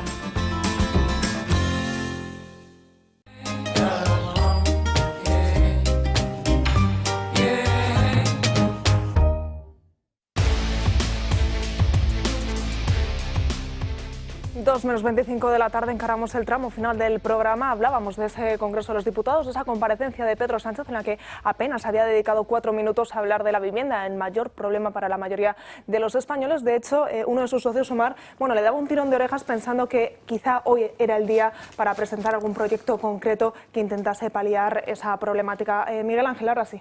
Bien, no, yo sinceramente, a mí me parecen muy bien los discursos y sobre todo el de Abascal. Parece que es un poco de aire fresco en el Congreso de los Diputados. Feijóo en muchas ocasiones también, me parecen que sus discursos en las sesiones de control pues son ciertamente de mucha calidad, pero yo creo que Pedro Sánchez se maneja muy bien en estos entornos, porque pese a la contundencia de los discursos de Abascal y de Feijóo, Pedro Sánchez sale como medio airoso de estas circunstancias, de estas situaciones. Yo creo, sinceramente, y propondría pues que lo que sí que le haría mucho daño es llevar al Congreso, a las sesiones de control, un día afectados concretos del ELA y que Pedro Sánchez le dé respuesta respecto de por qué llevan tantísimos meses sin haber cobrado y cuántos compañeros de ellos han muerto por culpa de eso. Siguiente semana, afectados de la Dana que todavía están en una situación de miseria por culpa de que el Gobierno no ha destinado el dinero oportuno. afectados por los incendios, afectados por las volcán, famosas pulseras y el volcán de La Palma. Y el volcán de La Palma, que todavía están en contenedores. Es decir, yo creo que haría falta un poquito, un esfuerzo más para enfrentar al gobierno con los afectados de sus políticas. Y eso es lo único que me falta, porque si no, da la sensación de que hay un discurso monotema y que no se cree nadie de Pedro Sánchez. Los discursos coherentes y puestos en razón de, sobre todo, Santiago Abascal y en su medida también de Feijóo, pero todo queda en una versión con otra. En cambio, yo creo que hay que enfrentarles con la realidad. Estoy de acuerdo con lo que dices, pero no hay tiempo en el Congreso de los Diputados para retratar todo eso. No hay tiempo. Para que nos dan muy poquito tiempo material, muy poquito. Pero además es que sería imposible, porque la inmensa mayoría de los españoles se están viendo afectados por las políticas de este señor. Entonces es verdad que tú dices, oye, ahora los de La Palma, ahora los de La Riada, ahora las mujeres, porque dices, porque todas las mujeres de España, porque al final se están viendo perjudicadas precisamente por las políticas, por ejemplo, de inmigración. Y es verdad, pero también es cierto que nosotros tenemos muy poquito tiempo por disposición del bipartidismo en el Congreso de los Diputados para retratar todas las tropelías de Pedro Sánchez. Muy poco tiempo. De hecho, hoy mismo el presidente del Gobierno tiene todo el tiempo que quiera. Todo el tiempo que quiera para hablar. Y en la primera intervención, 1 hora y 10 minutos creo que ha sido. Madre mía. Nosotros tenemos 20 minutos y nos dieron ayer como gracia esos 5 de más. Teníamos 15 en principio y lo pasaron ayer a 5 más a 20 minutos. Eso es lo que tenemos. Y luego 5 minutos de réplica. Y una pregunta. Y el presidente del Gobierno tendrá otra vez todo el tiempo que quiera. Y eso hoy con suerte. Hoy con suerte 20 minutos. Normalmente, Santiago Abascal, cada 5 semanas, 2 minutos y medio es lo que le da a la presidenta del Me preocupa vuestra salud. Realmente 1 hora de Pedro Sánchez, ¿tendréis apoyo psicológico o algo para aguantar eso, no? Porque yo... No, pero hay... Madre mía. Somos fuertes, pero reconozco... Hay una cuestión que es verdad, que yo creo que la frustración de mucha gente, es decir, hay un dato que salía el otro día en lo del el informe de FOEXA, de Cáritas, es decir, que la clase media en el año 1994 era el 58% y ahora son 13 puntos menos, o sea que es decir, el país se está depauperando y se está empobreciendo de forma absolutamente vertiginosa, ¿no? Y claro, y la gente ve la televisión y dice, bueno, muy bien, y que bien han estado todos, que bien ha estado Feijóo, que bien ha estado Abascal, que bien todo sea, y cómo sigue la conversación. Aquí, es decir, bueno, pues seguimos igual, es decir, este señor sigue siendo presidente, etcétera. Es decir, que la situación que se está produciendo absolutamente anómala en una democracia, al final acaba desgastando a todo el sistema, porque la gente dice, bueno, ¿sabes qué te digo? Que le doy una patada al tablero y en fin, y cada uno pensará en su fuero interno lo que quiera y dirá la palabrota que quiera. Pero, en fin, ¿cómo sigue esto? Es decir, la moción de el órdago de Junts, que no ha valido para nada, es politiqueo, al final es un candado que se pone otro candado más al sistema político, al Parlamento, que como dice Sánchez, en vez de ser el centro neurálgico, el centro neurálgico de la vida política en España, el Parlamento es un circo, es la máquina de fango, es decir, la gente al final dice, bueno, pues muy bien, que grandes discursos, intervenciones estupendas, muy buenos propósitos, pero mire, lo que está pasando es que yo no puedo vivir, que estoy perdiendo poder adquisitivo, no puedo pagar la vivienda, no encuentro nada, no sé qué. No sé. Esos son los problemas de la gente. Entonces, la gran pregunta es, ¿toda la oposición hace oposición? ¿Hay instrumentos políticos para seguir haciendo oposición? Porque Vox ha hecho todo y seguirá haciéndolo, por supuesto, hasta derribar a este gobierno y desde luego desde el minuto 1, luego para reconstruir la nación. Desde el minuto 1. Pero es que yo creo que hay instrumentos que todavía el PP no ha querido utilizar. No se sabe muy bien por qué, porque nosotros lo hemos advertido en multitud de ocasiones. Y luego, hoy Sánchez está atrapado por los separatistas porque aquí, en esta nación, no se ha querido cambiar la ley electoral, incluso con mayoría absoluta del Partido Popular. Y tenemos partidos políticos con un 1,6% de los votos con 7 escaños, otro con 1,5 con 7 escaños, otro con 1,2 con 6 escaños. Es decir, ese es el tablero de juego. Cuando los españoles van a votar, luego hay un resultado, pero ese resultado se amplifica porque los separatistas tienen muchísimo poder en España, porque no se ha querido cambiar la ley electoral en España, incluso con mayorías absolutas del Partido Popular, por no recordar también la de Mariano Rajoy. Y aquí el separatismo ha tenido atado a la nación y la prosperidad de la nación precisamente porque el bipartidismo ha querido. Y nosotros, por supuesto, nuestro planteamiento al respecto creo que es inequívoco, es claro. y lo hemos dicho en multitud de ocasiones, y lo tienen todos los españoles. Nosotros queremos la ilegalización de los partidos separatistas y, por supuesto, una modificación de la ley electoral para que cuando los españoles voten, realmente las Cortes sean representación de lo que los españoles han votado. A ver, yo es que no me acuerdo lo que quería decir de eso, pero sí me acuerdo de otra cosa, porque me ha encendido la luz Miguel Ángel cuando decía que habría que hacer que fueran los de la Dana y tal. A ver, yo creo que ahora mismo, si tuviéramos una balanza, en un lado hay la división que el PSOE de ese Pedro Sánchez desde el principio crea en España continuamente en todo. Padres, hijos, madres, padres, todo es división y enfrentamiento. Y eso acaba creando sectas. De manera que ahora mismo yo creo que hay más sectarismo en la política, en la militancia de la política, que otra cosa. De manera que lo que dice el tuyo va a misa y lo que dice el contrario da igual, que hay que darle una patada donde sálvanse a las partes, ¿no?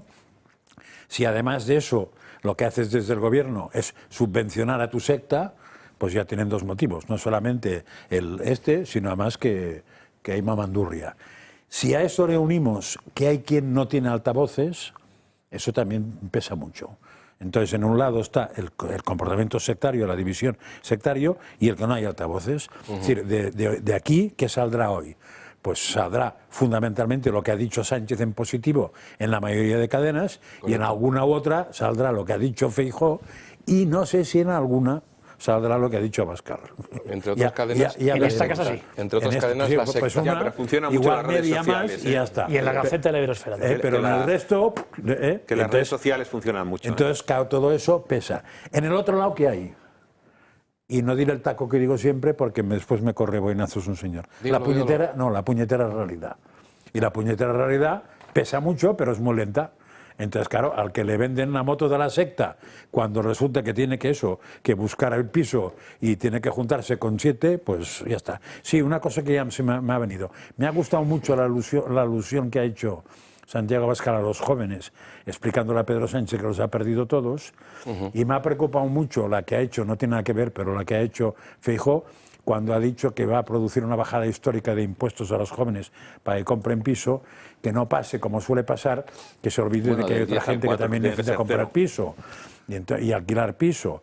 Pues digo porque ahora muchos divorciados están más jorobados que un joven. Entonces, que no se olvide, porque yo me acuerdo cuando fui uno de los damnificados en buscar un piso para alquiler hacía bastantes años, me decían las señoras o señores que alquilaban, decían, si usted fuera joven se lo alquilaríamos, porque el Estado me da tanto, el otro me rebaja tanto, pero como usted tiene 50 años, además, pues que le zurzan, oiga, pues cuidado con eso. El PP no tiene credibilidad alguna para hablar de vivienda.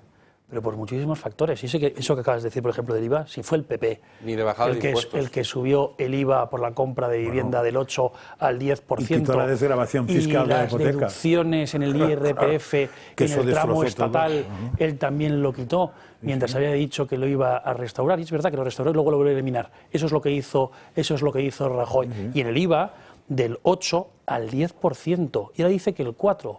Y nosotros decimos el 0. Porque uno se va a Bruselas o donde haga falta y pide una excepción para España para que los españoles la compra de su vivienda le salga 0 IVA. ¿Por qué? ¿Qué problema tiene? Le dice un 4%. Si sabemos además que no lo va a cumplir y si lo cumple es por exigencia de Vox. Pero también hay margen para pedir el 0 del IVA, ¿por qué no? No hay excepciones para las determinadas naciones cuando una coyuntura lo acredita, y evidentemente la crisis nacional de vivienda, pero bueno, que ya también prometieron en su momento bajar los impuestos y los subieron. Por ejemplo, acordaos, el IVA general, el tipo general del 18 al 21, lo que acabo de decir, en vivienda, del 8 al 10, los tramos del IRPF también los subió. Impuesto de transmisiones patrimoniales. Es decir, que cuando el Partido Popular habla de vivienda, habla de impuestos, también hay que... ¿Dónde vas tú tan bonito? Así lo has dicho. Acabamos de conocer una última hora y es que el Gobierno convoca a las comunidades autónomas para hablar del techo de gasto y de la financiación autonómica. Hacienda habría convocado el Consejo de Política Fiscal y Financiera el lunes 15 a partir de las 12 del mediodía, donde hablará directamente con los representantes de las comunidades autónomas sobre ese techo de gasto y sobre esa financiación autonómica para ver si de una vez por todas consiguen llegar a un mismo punto en común. Y de aquí nos vamos directamente de nuevo a redacción porque vamos a conocer qué está ocurriendo en el el Tribunal Supremo con esa declaración del fiscal general del Estado que todavía no se ha producido, de momento fijada para la tarde, pero que sí que, bueno, vamos conociendo más detalles con esos agentes de la UCO. Marta de Santiago, cuéntanos, ¿cuál es la última hora? Pues sí, Natalia, por ejemplo, el fiscal general, si al final fuese culpable, se enfrentaría a 6 años de prisión y 12 años de inhabilitación según la Asociación de Fiscales. También se enfrentaría a 400.000 euros de multa. El agente que está ahora mismo declarando de la UCO ha manifestado que Álvaro García Ortiz tuvo acceso al famoso correo a las 21:59 de la noche, lo que manifiesta la gente que tuvo que tener conocimiento de él previo. También ha dicho que esos mensajes que borró el mismo día de la causa y la semana posterior son totalmente irrecuperables. La Fiscalía no, al final lo que no puede hacer la Fiscalía es pedir más detalles.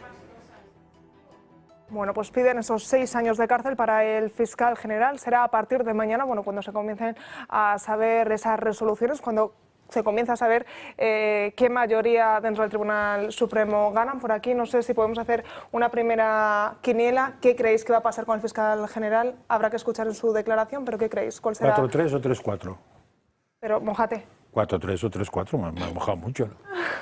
Yo apuesto porque yo creo que sinceramente que, es mi opinión, que habrá sentencia condenatoria.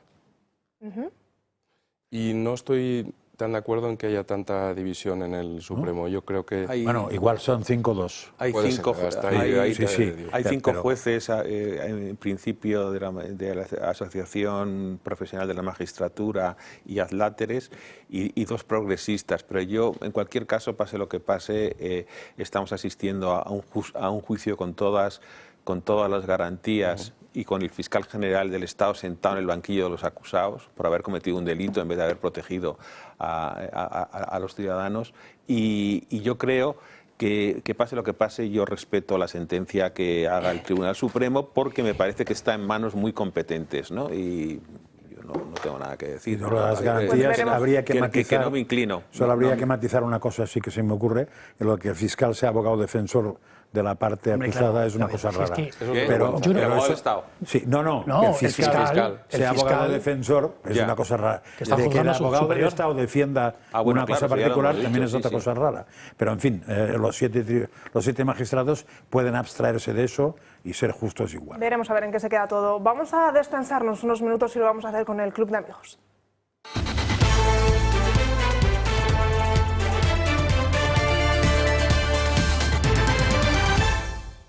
Hola Cruzado, ¿qué tal? Muy buenas tardes, bienvenida. Pues muy buenas tardes, muchísimas gracias. Yo vengo a recordar que mañana tenemos la 5ª sesión del ciclo de Fernando Paz que estamos llevando a cabo sobre la historia del cristianismo. En esta ocasión vamos a hablar, y después de la resurrección, ¿qué? En esta sesión abordaremos una de las preguntas más apasionantes de la historia del cristianismo, ¿qué ocurrió tras la resurrección? Explicaremos cómo fue la Iglesia, cómo, bueno, pues esos primeros nacimiento, bueno, pues esas primeras historia de la Iglesia. También hemos, como digo, son todos los jueves a las 7 de la tarde, tanto de forma presencial como online. Puede registrarse a través de nuestra página web en clubyamigos.eltorotv.com y, como digo, de forma presencial aquí con nosotros en la sede del Club de Amigos o a través de un enlace que le enviamos. Eso sí, recordar que son 10 minutos antes de que comience la sesión.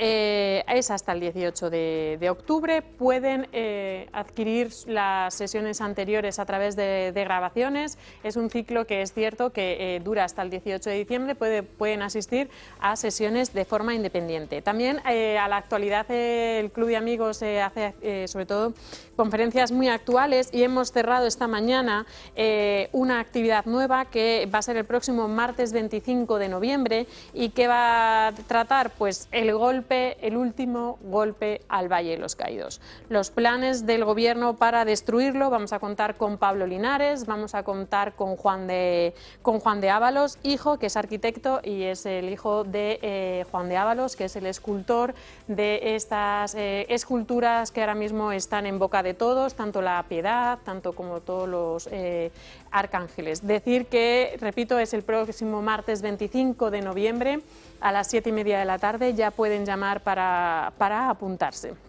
Y luego no me quiero despedir sin recordarles a todos bueno, pues que nos pueden ayudar haciéndose socios del Club de Amigos, haciendo esa donación puntual que a nosotros nos ayuda tantísimo. Decirles que los primeros 250 euros se desgravan el 80%, es decir, 200 euros, con lo que tendrían una cuota real de 50 euros al año, que son 4 euros al mes, que son, vamos, 2 cafés de los que la gente se suele tomar, pues es una cantidad que la verdad es que a nosotros nos ayuda mucho y a ustedes les ayudamos de esa forma de desgravación. Decirles que si tienen una empresa, ya sea pequeña, mediana o grande, también nos puede ayudar, también se pueden desgravar en el impuesto de sociedades. El primer año se desgravaría en el 40% de la donación y el segundo año y sucesivo, si mantienen la cuota o es superior, el 50% de la donación. O sea, de verdad que a nosotros nos ayuda mucho a seguir hacia adelante, a seguir siendo ese altavoz que muchas personas comparten con nosotros y sienten con nosotros. Así que desde aquí les animo a hacerse socios del Club de Amigos o de lo contrario, pues si quieren hacer esa donación puntual, pues nosotros de verdad que siempre agradecidos. Paula, como siempre, un contacto para ponerse en contacto para cualquier tipo de duda, pregunta, para sumarse a este Club de Amigos. Es muy sencillo, están viendo en sus pantallas, llamando al teléfono del Club de Amigos, que es el 91-616-2464, o escribiéndonos un correo electrónico a clubdeamigos@clubdeamigos.org. Y ahí de verdad que estarán súper atendidos en el caso de que también nos quieran escribir a través de nuestra página web, lo que ustedes necesiten, de verdad que ahí estaremos. Pues muchísimas gracias, como siempre, Paula. Gracias a vosotros. Y nosotros vamos a dedicar estos últimos minutos del programa a hablar de corrupción, de un nombre propio en concreto, Leire Díez, seguro que le suena esa fontanera del Partido Socialista, porque intentó amañar a un fiscal o sobornar a un fiscal madrileño. Escuchen parte de la conversación que mantuvieron. Esto es estrictamente confidencial, es una reunión que se queda aquí. Pero digamos que yo soy la persona que ha puesto el PSOE a ver qué había detrás de todo esto. ¿De qué? ¿Detrás de qué? De todas las cosas que se estaban viendo, en las que después de ver toda la documentación que veía, yo veía irregularidades en gestiones, irregularidades en informes policiales, irregularidades en las acciones de algunos miembros de la Fiscalía Anticorrupción, cosas que no me encajaban. Leire Díez aseguraba que hablaba en nombre del propio Partido Socialista, en nombre del partido. Y sobre Leire Díez, la fontanera del Partido Socialista, hablaba ayer Emiliano García Paje, que la verdad le sorprendía mucho que existiese este tipo de personas dentro del propio partido. Del episodio de esta señora es patético, es muy chusco, es una cosa lamentable. No sé si me ofende más. No sé si me ofende más como militante la intención que llevan, que es absolutamente delictiva desde mi punto de vista, o lo chusco, lo chungo, lo chapucero que lo han querido hacer, porque es que tener gente de confianza que termina grabando las propias conversaciones, los mensajes, es que realmente resulta absolutamente absurdo, absurdo. Patético, así califica este episodio de Leire Díez el propio Emiliano García Paje, una de las voces más críticas dentro del Partido Socialista. Aquí en mesa, ¿cómo calificamos esa postura, esa figura de Leire Díez? Es que no se me ocurre ningún calificativo. Sí, no se me ocurre la palabra exacta, pero evidentemente es infumable, lo ha dicho él, es absolutamente delictiva. También es verdad que la experiencia es que los malos pueden ser muy listos, pero suelen usar a gente bastante torpe siempre, tarde o temprano.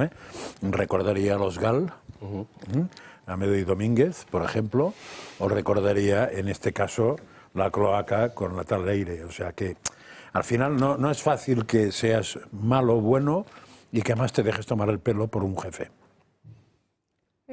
A mi juicio, esto es una organización criminal. Esta señora es una delincuente presunta y coincido en que, sinceramente, si el PSOE tenía una especie de brazo mafioso armado de investigación de los enemigos y estaba compuesto por esta señora, pues deja mucho que desear. Es decir, ¿cómo pones tú en manos...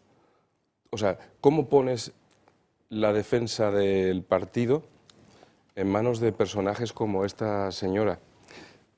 Y el PSOE tiene un problema, porque yo creo que esta señora actualmente se está haciendo la tonta. O sea, hay muchos memes todo el mundo la toma por, o sea, es un personaje, hoy se ha creado un personaje como de Mortadelo y Filemón en relación con esta señora. Y ha negado todo, ¿eh? Pero esta señora probablemente tiene las pruebas de realmente quién le encargaba y a quién rendía cuentas esta señora. Y el PSOE ahí tiene un serio problema, porque yo no creo que esta señora se vaya a tragar todas las penas que finalmente le vayan a caer por lo que ha hecho. Es decir, aquí tiene el PSOE un problema o un indulto que darle, claro. Un problema más. O un indulto más que darle. Y quien también tiene un problema es el Ministerio de Igualdad, porque ayer de nuevo las pulseras antimaltrato volvieron a fallar, pero Ana Redondo dice que en todo momento las mujeres estaban protegidas. Hacía este anuncio al final de la tarde. Quiero mandar un mensaje de tranquilidad a las víctimas. Ninguna víctima ha estado desprotegida en ningún momento durante estas horas de crisis. Es posible que el sistema tecnológicamente pueda fallar, pero lo que no fallan son los protocolos. Arturo, preocupa que de nuevo las pulseras antimaltratos vuelvan a fallar apenas un mes después de toda esa polémica que hubo. Sí, este es un caso evidente también de mala gestión, de además no dedicar que se gasta el dinero en financiar ONGs que no sabemos muy bien o sabemos muy bien lo que hacen y sin embargo para una cosa tan evidente que necesita una especial protección, pues no sé, pues han debido ir al chino de la esquina para comprar 100 pulseras a todo 100, ¿no? A todo 100. Entonces, pues no sé, es decir, que se producen cada vez más incidencias en relación a este asunto y bueno, pues ya me parece que ha sido un escándalo, ¿no? Y volviendo exclusivamente en el tema de Leire, ¿cómo se llama? Que Leire Díaz, pues que decir que, hombre, que no parece que sea una fantasiosa pirada, ¿no? Sino que yo creo que si el PSOE que no se ha querellado contra ella es que algún mandato tendría. Ahora bien, las cloacas, es que claro, también han salido muchas conversaciones que yo las veo muy inconexas, o sea, no sé, en el fondo esta señora, el que estaba persiguiendo, también creo que tenía grabaciones en las saunas del suegro de Pedro Sánchez, que debían estar más concurridas que la Gran Vía en un viernes por la tarde, ¿no? Es decir, que bueno, es todo muy disperso, no sabemos exactamente el mandato que tenía, entrevistarse con un juez que había sido perseguido como estampa de forma absolutamente injusta y prometerle, pero ella que quería sacar de eso, es que no entiendo muy bien sus motivaciones, ¿no? Es decir, usted a qué se dedica, ¿no? ¿Un encargo de qué? A mí me ha sorprendido la intervención de la ministra de Igualdad, Ana Redondo, en relación con el fallo de los sistemas de pulseras. Me daba la sensación de que era una persona contratada para el servicio de atención al cliente de una empresa telefónica. Entonces, no se preocupe usted que dentro de poco recuperamos la conexión. O sea, ¿tú te crees que esto es una ministra del Gobierno de España? Dando estas explicaciones peregrinas, cuando lo que ocurre es que han comprado unos aparatos que no funcionan y que no asumen responsabilidad. O sea, tiene que venir esta, voy a llamarle señora, a decirnos que no se preocupen, que dentro de unos momentos recuperamos la conexión. Sí, pero es que la culpa es del presidente del Gobierno, que le dice a la ministra: no te preocupes, que ya te pasamos el argumentario y este es el relato que vamos a cacarear todos los ministros y el presidente, y yo, como diría el presidente del Gobierno eso. Sí. Es decir, estamos ante el Gobierno que más ataca a las mujeres. Con el tema de los fallos de las pulseras, al principio yo creo que había una negligencia grave, clarísima, pero a día de hoy ya hay dolo, porque no quieren reconducir la situación y actuar de forma procedente. La ley del sí es sí, que tantas veces hemos dicho aquí. Y hasta aquí el programa de hoy. Retomaremos con esa ley del sí es sí. Gracias a vosotros por acompañarme en la mañana de hoy. Gracias a ustedes por seguirnos a través del Toro Televisión. Volvemos mañana a partir de las 12 del mediodía. Hasta mañana.